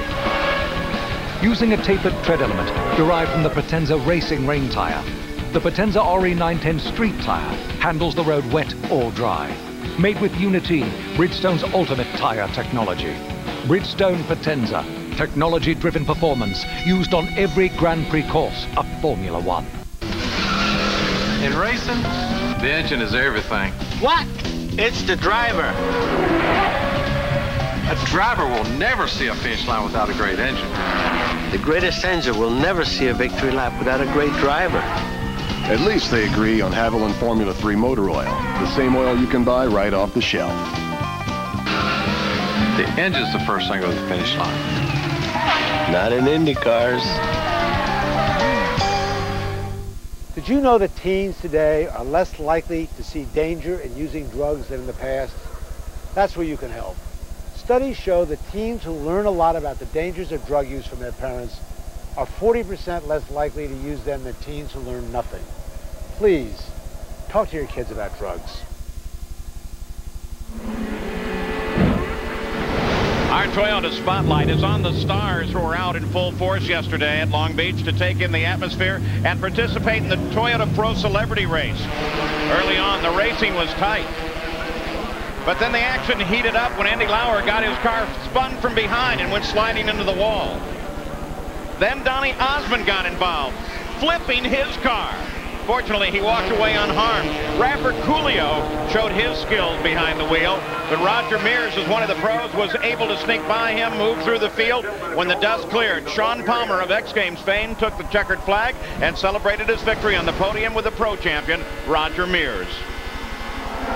Well, we're still under that full course yellow, but Parker Johnstone, the end game, is going to be awfully neat. Well, this changed it from a chess game to a WWO match, because now, no holds barred. These guys are going to full rich, full power. We'll see what they've got, Paul. 28 laps remaining as we come back to green. We will bring you the last 15 laps of this race commercial-free. Juan Montoya chased by Franchitti. Again, he comes off the corner, nails it. Franchitti can only chase. But Herta moves up on Franchitti. Here comes Fernandez and Fittipaldi as well. Michael Andretti moves on to Farron. Gets him. Whoa, nice move. Boy, Michael just went down the inside, stood on the brakes, and hoped for an opening. That was brilliant. Absolutely brilliant. We saw in the restart there that Juan was unable to take advantage of Dario like he had before, but we saw Brian very strong on the last restart. We'll see if Dario now is able to get back up on Juan. Robbie Gordon off again. Now this time he can come around and join the track. There he goes. That's a little cut through they built, but he can't improve his time. A lot of the guys were saying, wow, hey, if you have a big blockage in the first turn, can I just use that and say make up a lap? Answer was no, you may not. Chief Steward Wally Dallenbach just laughed in the drivers' meeting when they asked that. But there are the drivers always looking for the advantage. Boy, look at that interval. Though still Franchitti is in the fight. Cristiano D'Amato runs 17th, down a lap. He comes on the shoreline now.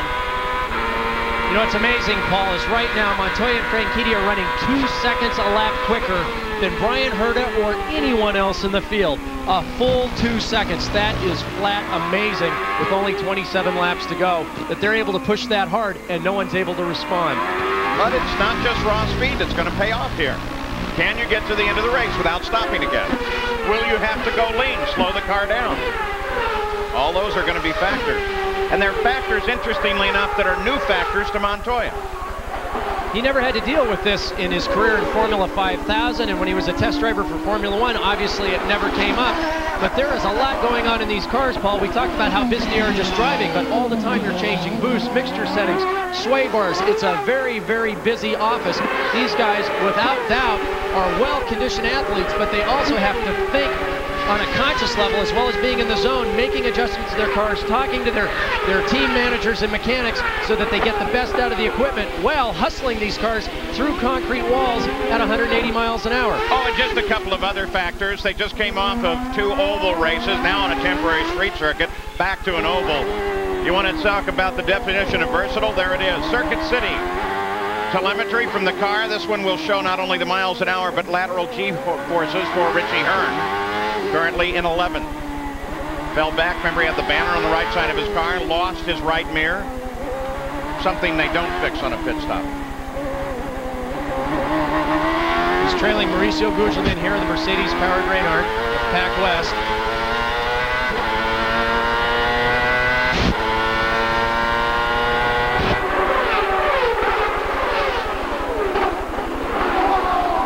So Richie Hearn continues on. So does Montoya, Franchitti, Herta, Fernandez, and Fittipaldi. They are at the top of the field.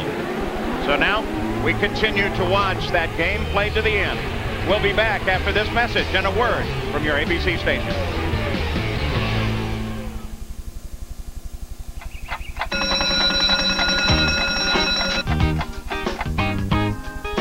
Lots of big pressure coming in from the west. That's going to bring in all that great big sunshine. That's your big forecast. Now, get out there and make it a big day. It's easy to spot someone who rides a Yamaha Roadstar. With its huge 1600cc engine, it's more than the world's biggest V-twin cruiser. It's the big stuff. It's perfect for those little rides into town. It's the big stuff.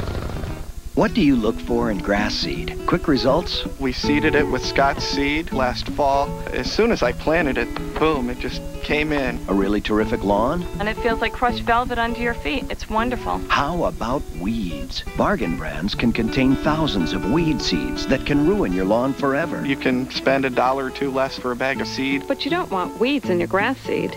Scott's Premium Grass Seed, 99 and 99 100% weed-free for a beautiful lawn guaranteed. Tonight, we hired contractors. Wait till you see how they did. Water's coming in the kitchen. If you've ever had a home improvement nightmare, We could have threw our money away and got a better deal than what we did out of this. this 2020 is for you. I want to stop the job. I'm real unhappy. 2020 tonight. Oh, my God. Every new minute. You ever see your mother get shot, Miss Campbell? Proves again why it's the best drama on TV. An all-new Practice. ABC tonight, 10/9 Central.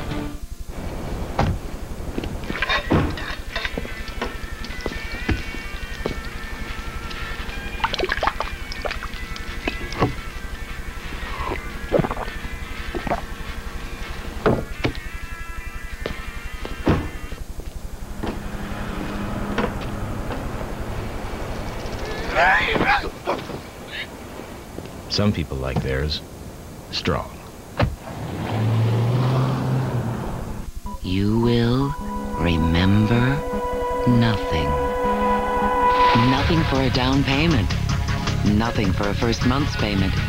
Nothing for a security deposit. For a total of nothing due at lease signing on Oldsmobile's road-hugging Alero for a limited time with a lease offer of $219 a month. Call toll-free for details.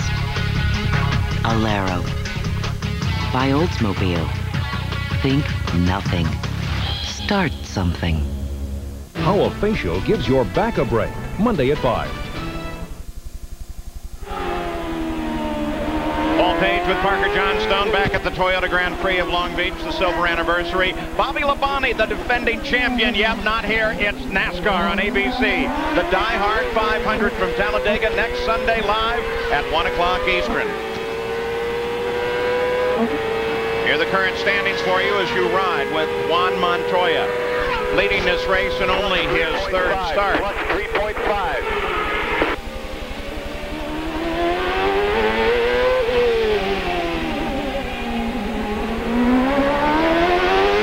63 laps complete. 22 remain.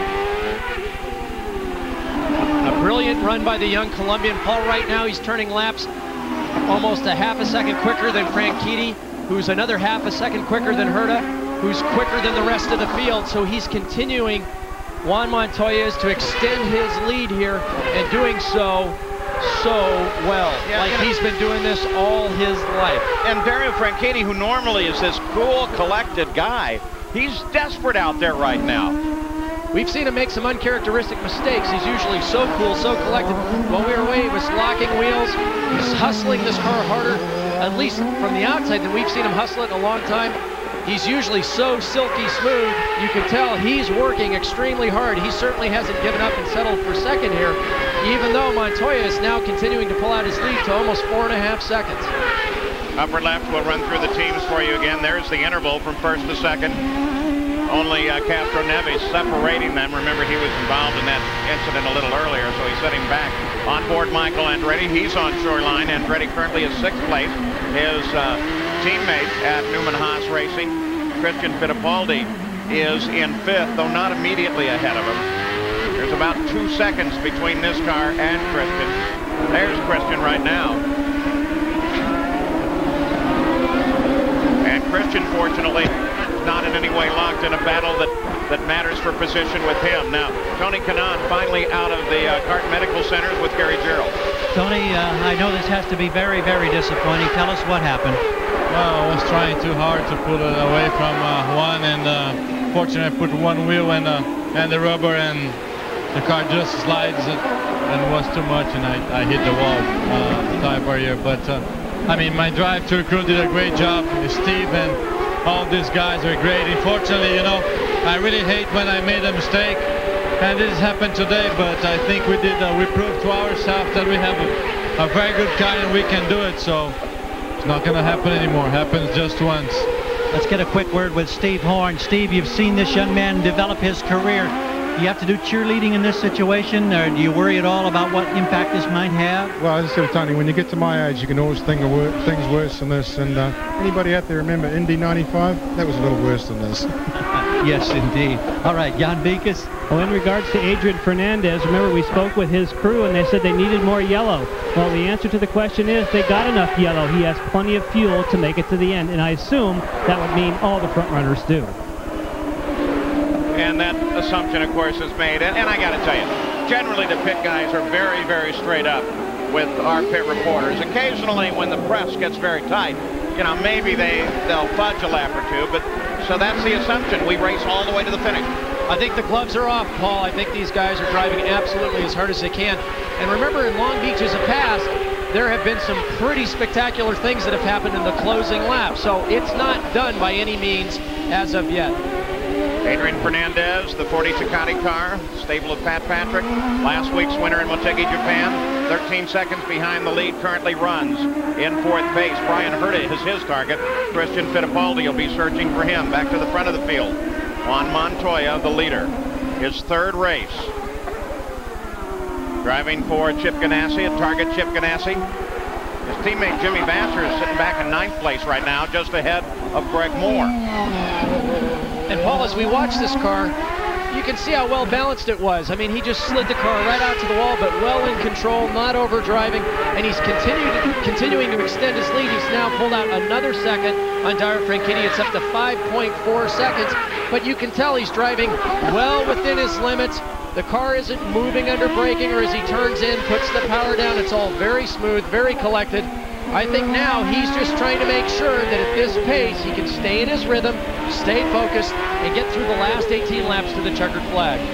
Now, let us do remember, as we go to the closing lap, twice in the last 3 years, the winner of this race has only led 4 laps or less. We'll be back commercial free right after this.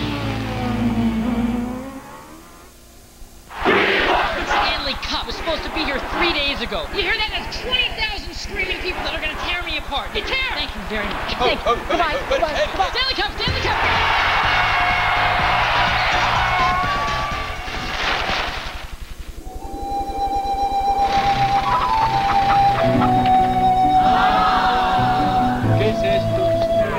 Got an important package? Next time, send it FedEx and be absolutely sure. We asked professional race car driver Scott Pruitt to test our Firehawk SH30 high-performance tires with Unit T. Unit T, the ultimate tire technology we've spent years perfecting. In fact, when it comes to designing performance tires for wet cornering, we've been around the block. The Firestone Firehawk SH30 with Unit T. Get a grip on wet cornering. Shine, guys. He's pressed for time, but he's still gonna get a great shine. Introducing new Turtle Wax Express Shine Liquid Car Wax. Just wipe on, there's no buffing. The rich Carnauba formula in Turtle Wax Express Shine gives you hard shell protection and breakthrough shine in no time. Great for all finishes, clear coats too.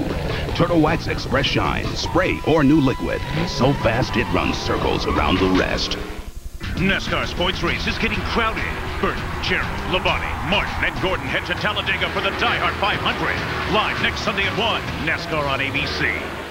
We can tell you how provocative Blue can get. You could work for Hugh Hefner in a position of your own choice. They just won't let us show you. Shut your mouth till you're asked a question. With 6 new episodes.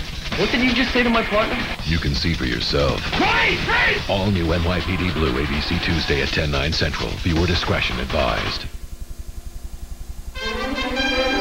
The Toyota Grand Prix of Long Beach. This ABC Sports presentation brought to you by FedEx. FedEx, be absolutely sure. Firestone, America's tire since 1900. And CD2 Automotive Performance Products.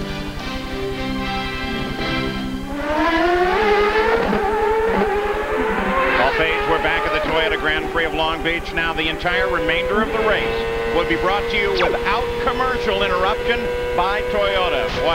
We've been trying to get sponsors to step up to this plate for years. Thank you, Toyota. As a race fan, I know that makes a world of difference at the closing stages of the race. Thanks, Toyota. Montoya is the leader by 7 seconds over Dario Franchitti, Brian Herta, and Adrian Fernandez. Christian Fittipaldi sits in 5th. There are your current standings. Now we're going to take you back in the field since this lead is so broad. But once again, remember, anything, that wall can reach out and snatch you at any second at this track. Michael Andretti with Jill DeFerrin all over his back door.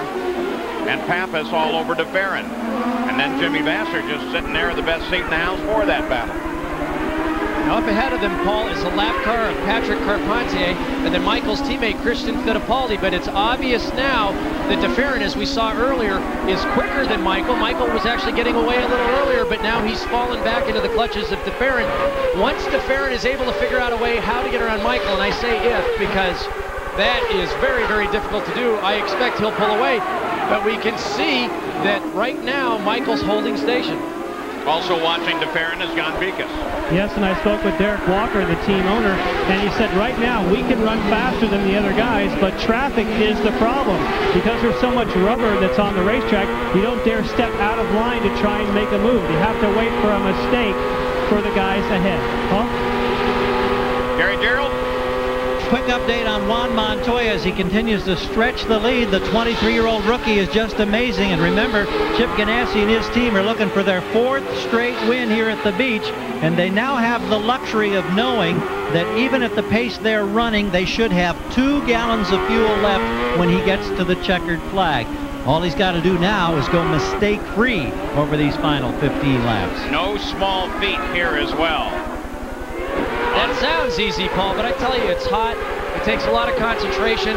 If you've got a lead like Montoya does, it's easy to fall out of rhythm, and it takes just the smallest mistake of even a quarter of an inch, and you're out of the race. Now, when we were on board with Jill DeFerrin, we saw some smoke coming out of the back of Michael's car. That was simply brake lockup. Michael is pushing this car as hard as we can, and as we watch, Jill DeFerrin trying to force Michael into a mistake there, Paul. In fact, we're going to stay on board with DeFerrin here. Michael just ahead. This is the best battle on the circuit. It is a fight for 6th. Listening to the radio, listen to the gears.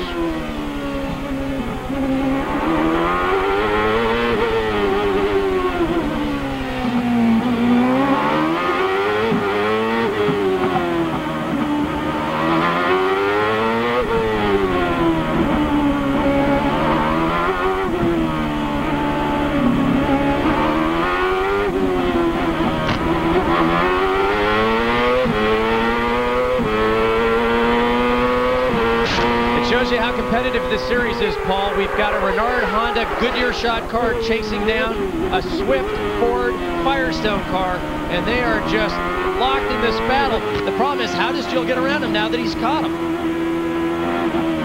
Hairpin ahead. Let's look at that battle from the blimp. DeFerrin comes to the inside. Drag race down the straightaway. Michael gets a little better off the corner, but DeFerrin's right there. Now the tell will come at turn number 1. You can see that Jill turned in later. He's got a draft. He's trying to use that to his advantage. DeFerrin locking up that right front, trying to get down on the inside of Michael, Paul. And Pappas was able to close in on this one. Look at that 3-way fight now. Back with DeFerrin. Michael and Jill are using up their tires at a heavy rate now, which will favor Max. We can see on that last lap that DeFerrin was a few tenths quicker than Michael, but catching him's one thing, getting around him is something completely different. He's trying to set him up, trying to work the mirrors, Paul. What I mean by that, he's looking down the inside, looking down the outside to try to distract Michael from the task of driving the car and looking ahead. And look up there behind Pappas, that's Moore now, who was able to get around Vassar. And did it on that back straightaway as well. Oh, what a good fight this is. P.J. Jones back in the action after his incident earlier. Okay, feels okay. 11 laps remaining. Update on Greg Moore now. Yes, what Greg Moore has been instructed to do, Paul, is to use the button as much as he can, including coming off of the corners. They know they have enough fuel. They keep saying, use the button to give them just that little more turbo boost. Once again, Paul, that resets the fuel to maximum power, advances the ignition timing, and what it allows them to do is get everything they can out of their engine, but they have a maximum number of times that they can use the button or a maximum amount of seconds that they can use it. As long as they're full throttle, and remember, as they're upshifting, they're full throttle the whole time, just pulling up through the gears.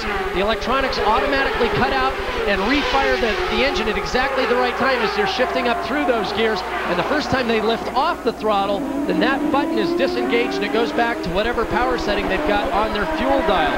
But some of the systems will allow just continuous full power, but it puts a real strain on the engine because at some point you run out of maximum power and it all falls out of the back of the car quite spectacularly sometimes. Fittipaldi still traced by DeFerrin. 75 laps complete, 10 to go. Thanks to Toyota, we are commercial-free through the end of the run here. Montoya is still the leader, driving for target Chip Ganassi, followed by Franchitti, but not closely. Franchitti is 9 seconds back, and 9 seconds further back is Brian Herta. This is where the fight seems to be. Michael Andretti, there you see him, just ahead of DeFerrin now. So that whole battle closes down. DeFerrin first raced here in 1995. He's led 56% of all the laps he's ever turned at Long Beach. Here comes DeFerrin, moving on him. Now, started out, took a look, can't do it. And this is the first time, Paul, he hasn't led a lap here. This place owes Jill DeFerrin. He may not get the win, but at least getting around Michael Andretti would be some satisfaction considering how hard this team has worked developing this Goodyear tire package. Michael with Jill right behind him. Comparison in tires here. Now we know that Jill's Goodyears are much, much harder, but given the hot day and the long race, is there an advantage perhaps now? Well, the Firestones have always liked hot conditions, something that traditionally the Goodyears haven't. So even though DeFerrin's tires are a little bit more conservative, a little harder in compound, I think right now that Michael's Firestones may be working well, but the problem is DeFerrin's quicker in all the places that Michael isn't, but he can't use it to his advantage. Where Michael's much quicker, as we saw much earlier in the race, is coming off the hairpin down Shoreline Drive, and DeFerrin can't get a run on him to try to outbrake him down to the inside. Where DeFerrin's quicker, he can't pass. Oh no, and this may change the entire complexion of the race. Looks like Mark Blundell from the colors, Paul. I'm not sure, but it looks like the Motorola-sponsored Pac West car. But if they go full course yellow, which I would think they would be inclined to do. No, it's not. It's Cristiano D'Amato. And the yellows come out, we go to full course yellow. We'll slow the race. The field will pack up on Montoya with 5 laps to go. Well, that's what I get. I finally stick my neck out and try to guess the car, and I got it wrong. Unfortunately, Cristiano D'Amato, who was the highest qualifying Toyota, his day's done in the tires. And I don't want to get you wrong. My guess is we got 8 to go right now. My guess is by the time they cycle everything, it'll probably be 5, maybe even only 4 to go. This is the 5th yellow of the race. Here is Cristiano D'Amato. On board, coming through turn 6. Oh, Paul. That is the same place that Tony Kanaan got into the tires. You can see he missed the apex by probably no more than about a foot, and that's all it took. Now, that's the same place where we saw earlier that the track is coming apart, and Cristiano, unlike Tony, you can see his skid marks just lower to the right there. Cristiano missed it by inches, Paul, just merely inches.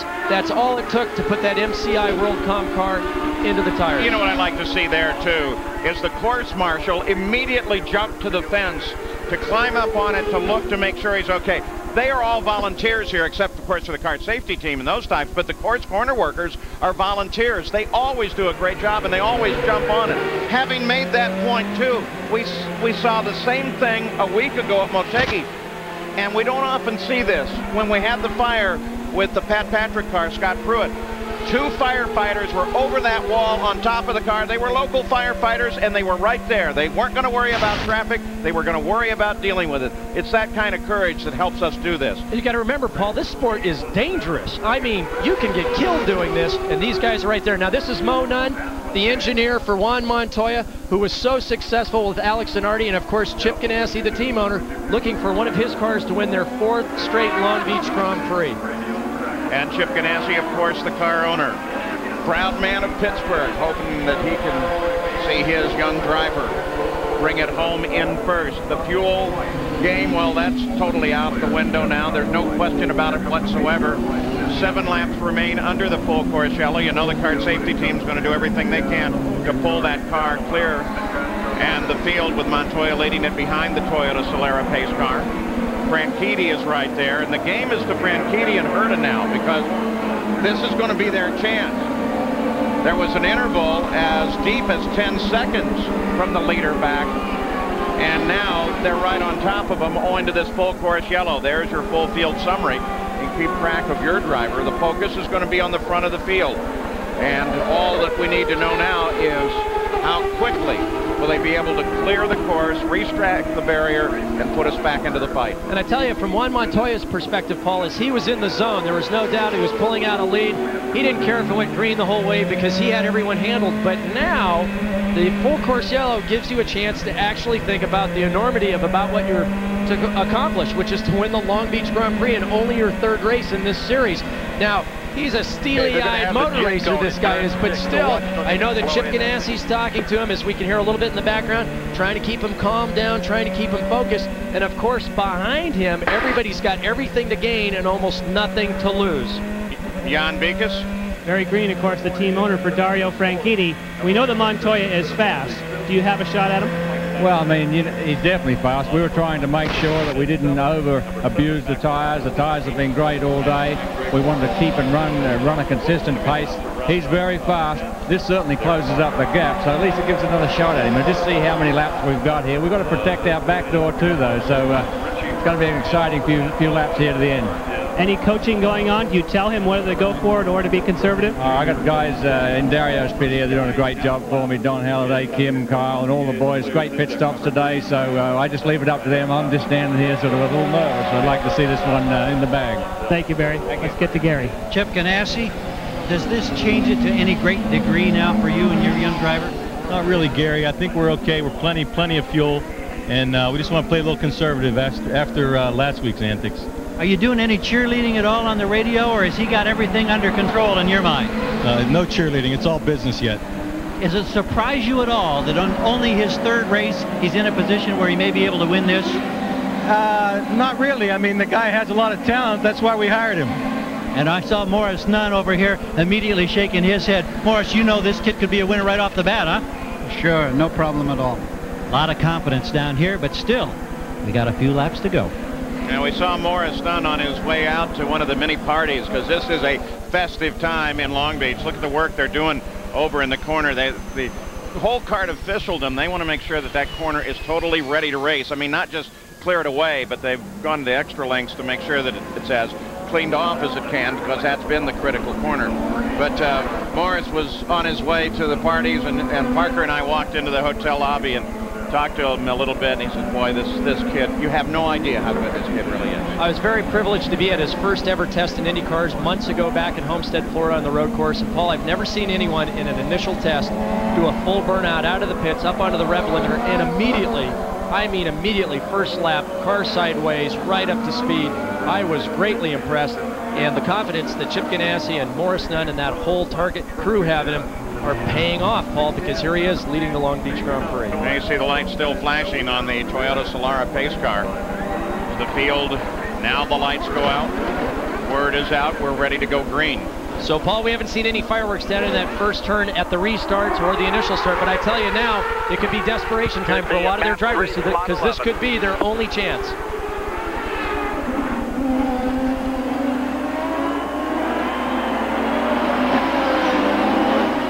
Can he get a jump like he did before, Paul? We'll see.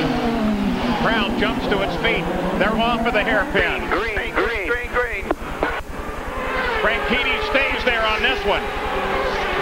Herta tucks in pretty well, loses some distance. Fernandez falls well back. Franchitti's all over him down to the first corner. 4 laps to go.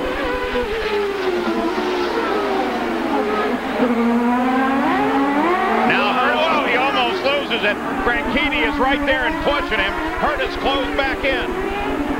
Now remember what Barry Green said, even though we saw Dario locking up his tires earlier, he said that Dario's been trying to keep good tires underneath him during this entire run. We know that Juan was pretty conservative towards the end of that last run, but now we'll see, because now this whole race is up for grabs. Franchitti is right there. This is one of the passing zones. He darts a little, doesn't move for it. You'll see these cars dance now, Paul. These guys are on the edge. Listen to him work the throttle. That closure came with the braking of Montoya. Had nothing to do with Franchitti. Montoya accelerates away. Interval at the line, 9/10. 3 to go.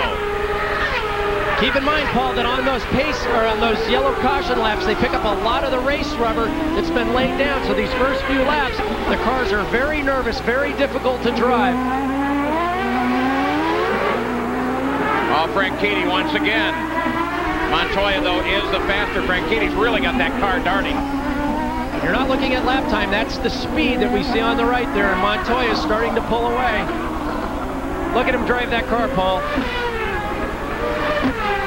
Oh, but so many other factors lie just offside the line of this track. Twice we've seen it today. We're just a wheel 6 inches off into the marbles and you're into the barrier. Montoya for the hairpin. He's working it. Oh, what a great line.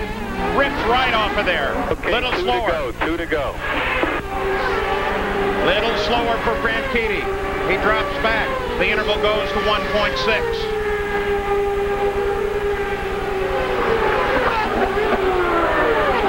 Well, we've got the 3 best street course racers in the business here, first, second, and third with Juan Montoya. We didn't know he was one of the best in the business, but apparently he's just given notice. Dario Franchitti and Brian Herta. The great Jody Scheckter used to describe a driver as driving disconnected, meaning that he was skating the car everywhere he went, but still in total control. I think that definition works here. When my team owners used it, it meant that my head was disconnected from the rest of my body, Paul, so... I was going to say, that's a whole different deal. Yes, it is. We won't go there. 11, Michel, no big deal. Michel Jourdain Jr. stopped on the course over by 11. Shouldn't be a factor, especially since we're in the final laps. Sounded like Chip Ganassi talking to Juan Montoya. You can hear how monotone, how calm he is. Okay, 1 to go, 1 to go. White flag, white flag. Chip Ganassi calls it for you. You saw Jourdain's car there at the edge. It will not be a factor in the final lap. Order remains the same. Montoya, Franchitti, Herta, Fernandez, Fittipaldi, Gilda-Ferrin. If you're in this position, Paul, you're just going, come on, baby, keep running. You really want to be very clean here. You brake just a tad early, give yourself just an inch off the wall, but not too much. You can't get off the racing line. He has the time, 2.2, as they went under the white flag separation, Montoya to Franchitti. Back in his pits, everybody there that's worked so hard for so long getting these cars ready for this race after Motegi. Their hearts in their throats, fingers crossed. Oh, this kid is good. So very, very good. Juan Montoya, his 3rd race in the series, looks for his 1st career win. You're the man. You are the man. Ah, there you heard Chip Ganassi say it. You are the man. Great job. Great job. Oh, without question, the 39th winner in kart history, and the name is Juan Montoya as he thanks the crew. Look at that. There's a happy guy. Remember, Juan, now for Victory Circle, you come in the back door. You come in the back door. And if Dario Franchitti comes up alongside to congratulate him, Montoya wins it, followed by Herta, Fernandez, Fittipaldi, DeFerrin, Andretti, Moore, Pappas, and Vassar. We'll be back to talk with our new champion.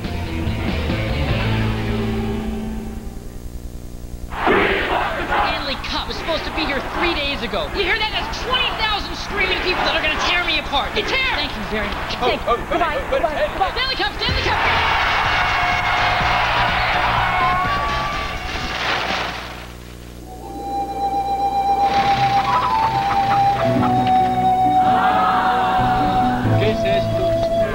Got an important package? Next time, send it FedEx and be absolutely sure. This Wide World of Sports update brought to you by Mobile Speed Pass, the fastest way to get gas. It's free and it's only at Mobile. Here now, Robin Roberts. We'll get you back out to Long Beach and hear from the winner, Juan Montoya, in just a moment. But first, some other racing news. The NASCAR circuit in Martinsville, Virginia this weekend for the Goodies Body Pain 500. To tell us what happened, here's Bob Jenkins.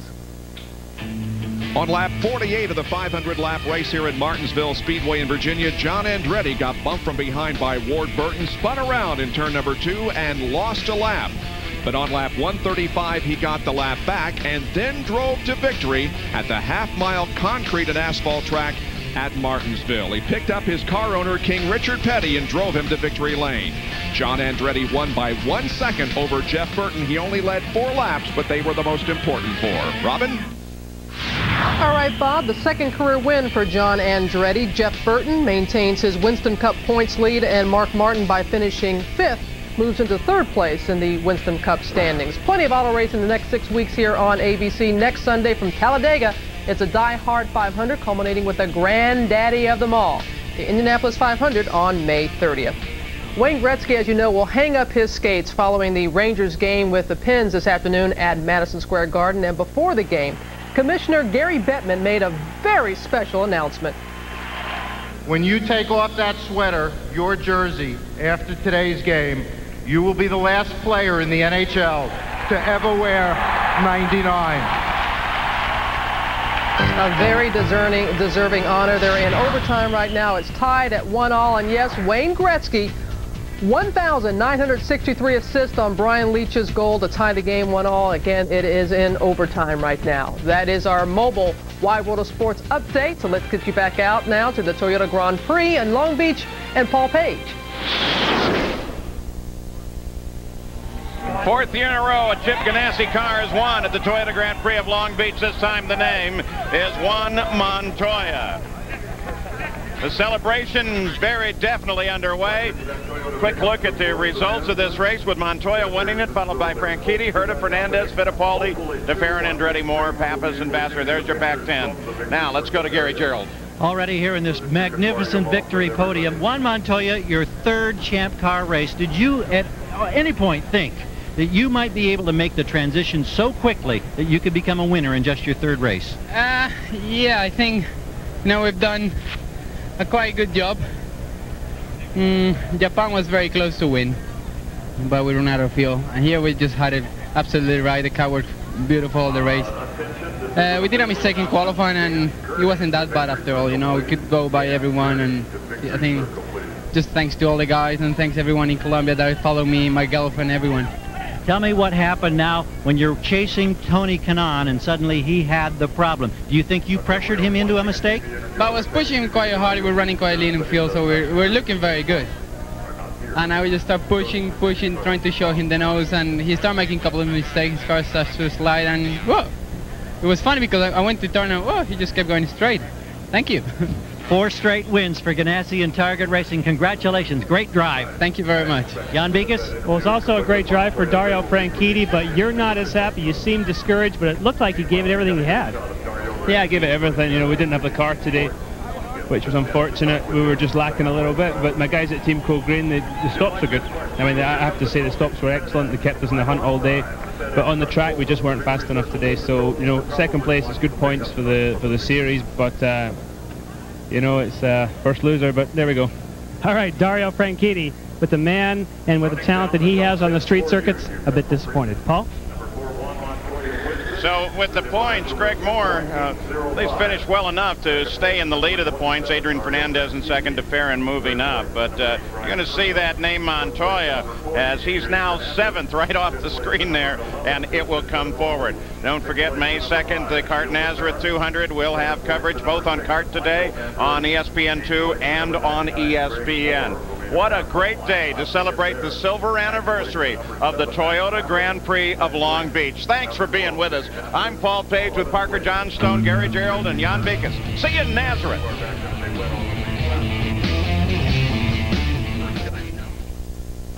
Now, except on the West Coast, stay tuned for your local news and World News Tonight Sunday. Absolutely the best. Down the stretch, they take the checkered flag. This has been a special presentation of ABC Sports, spanning the globe to bring you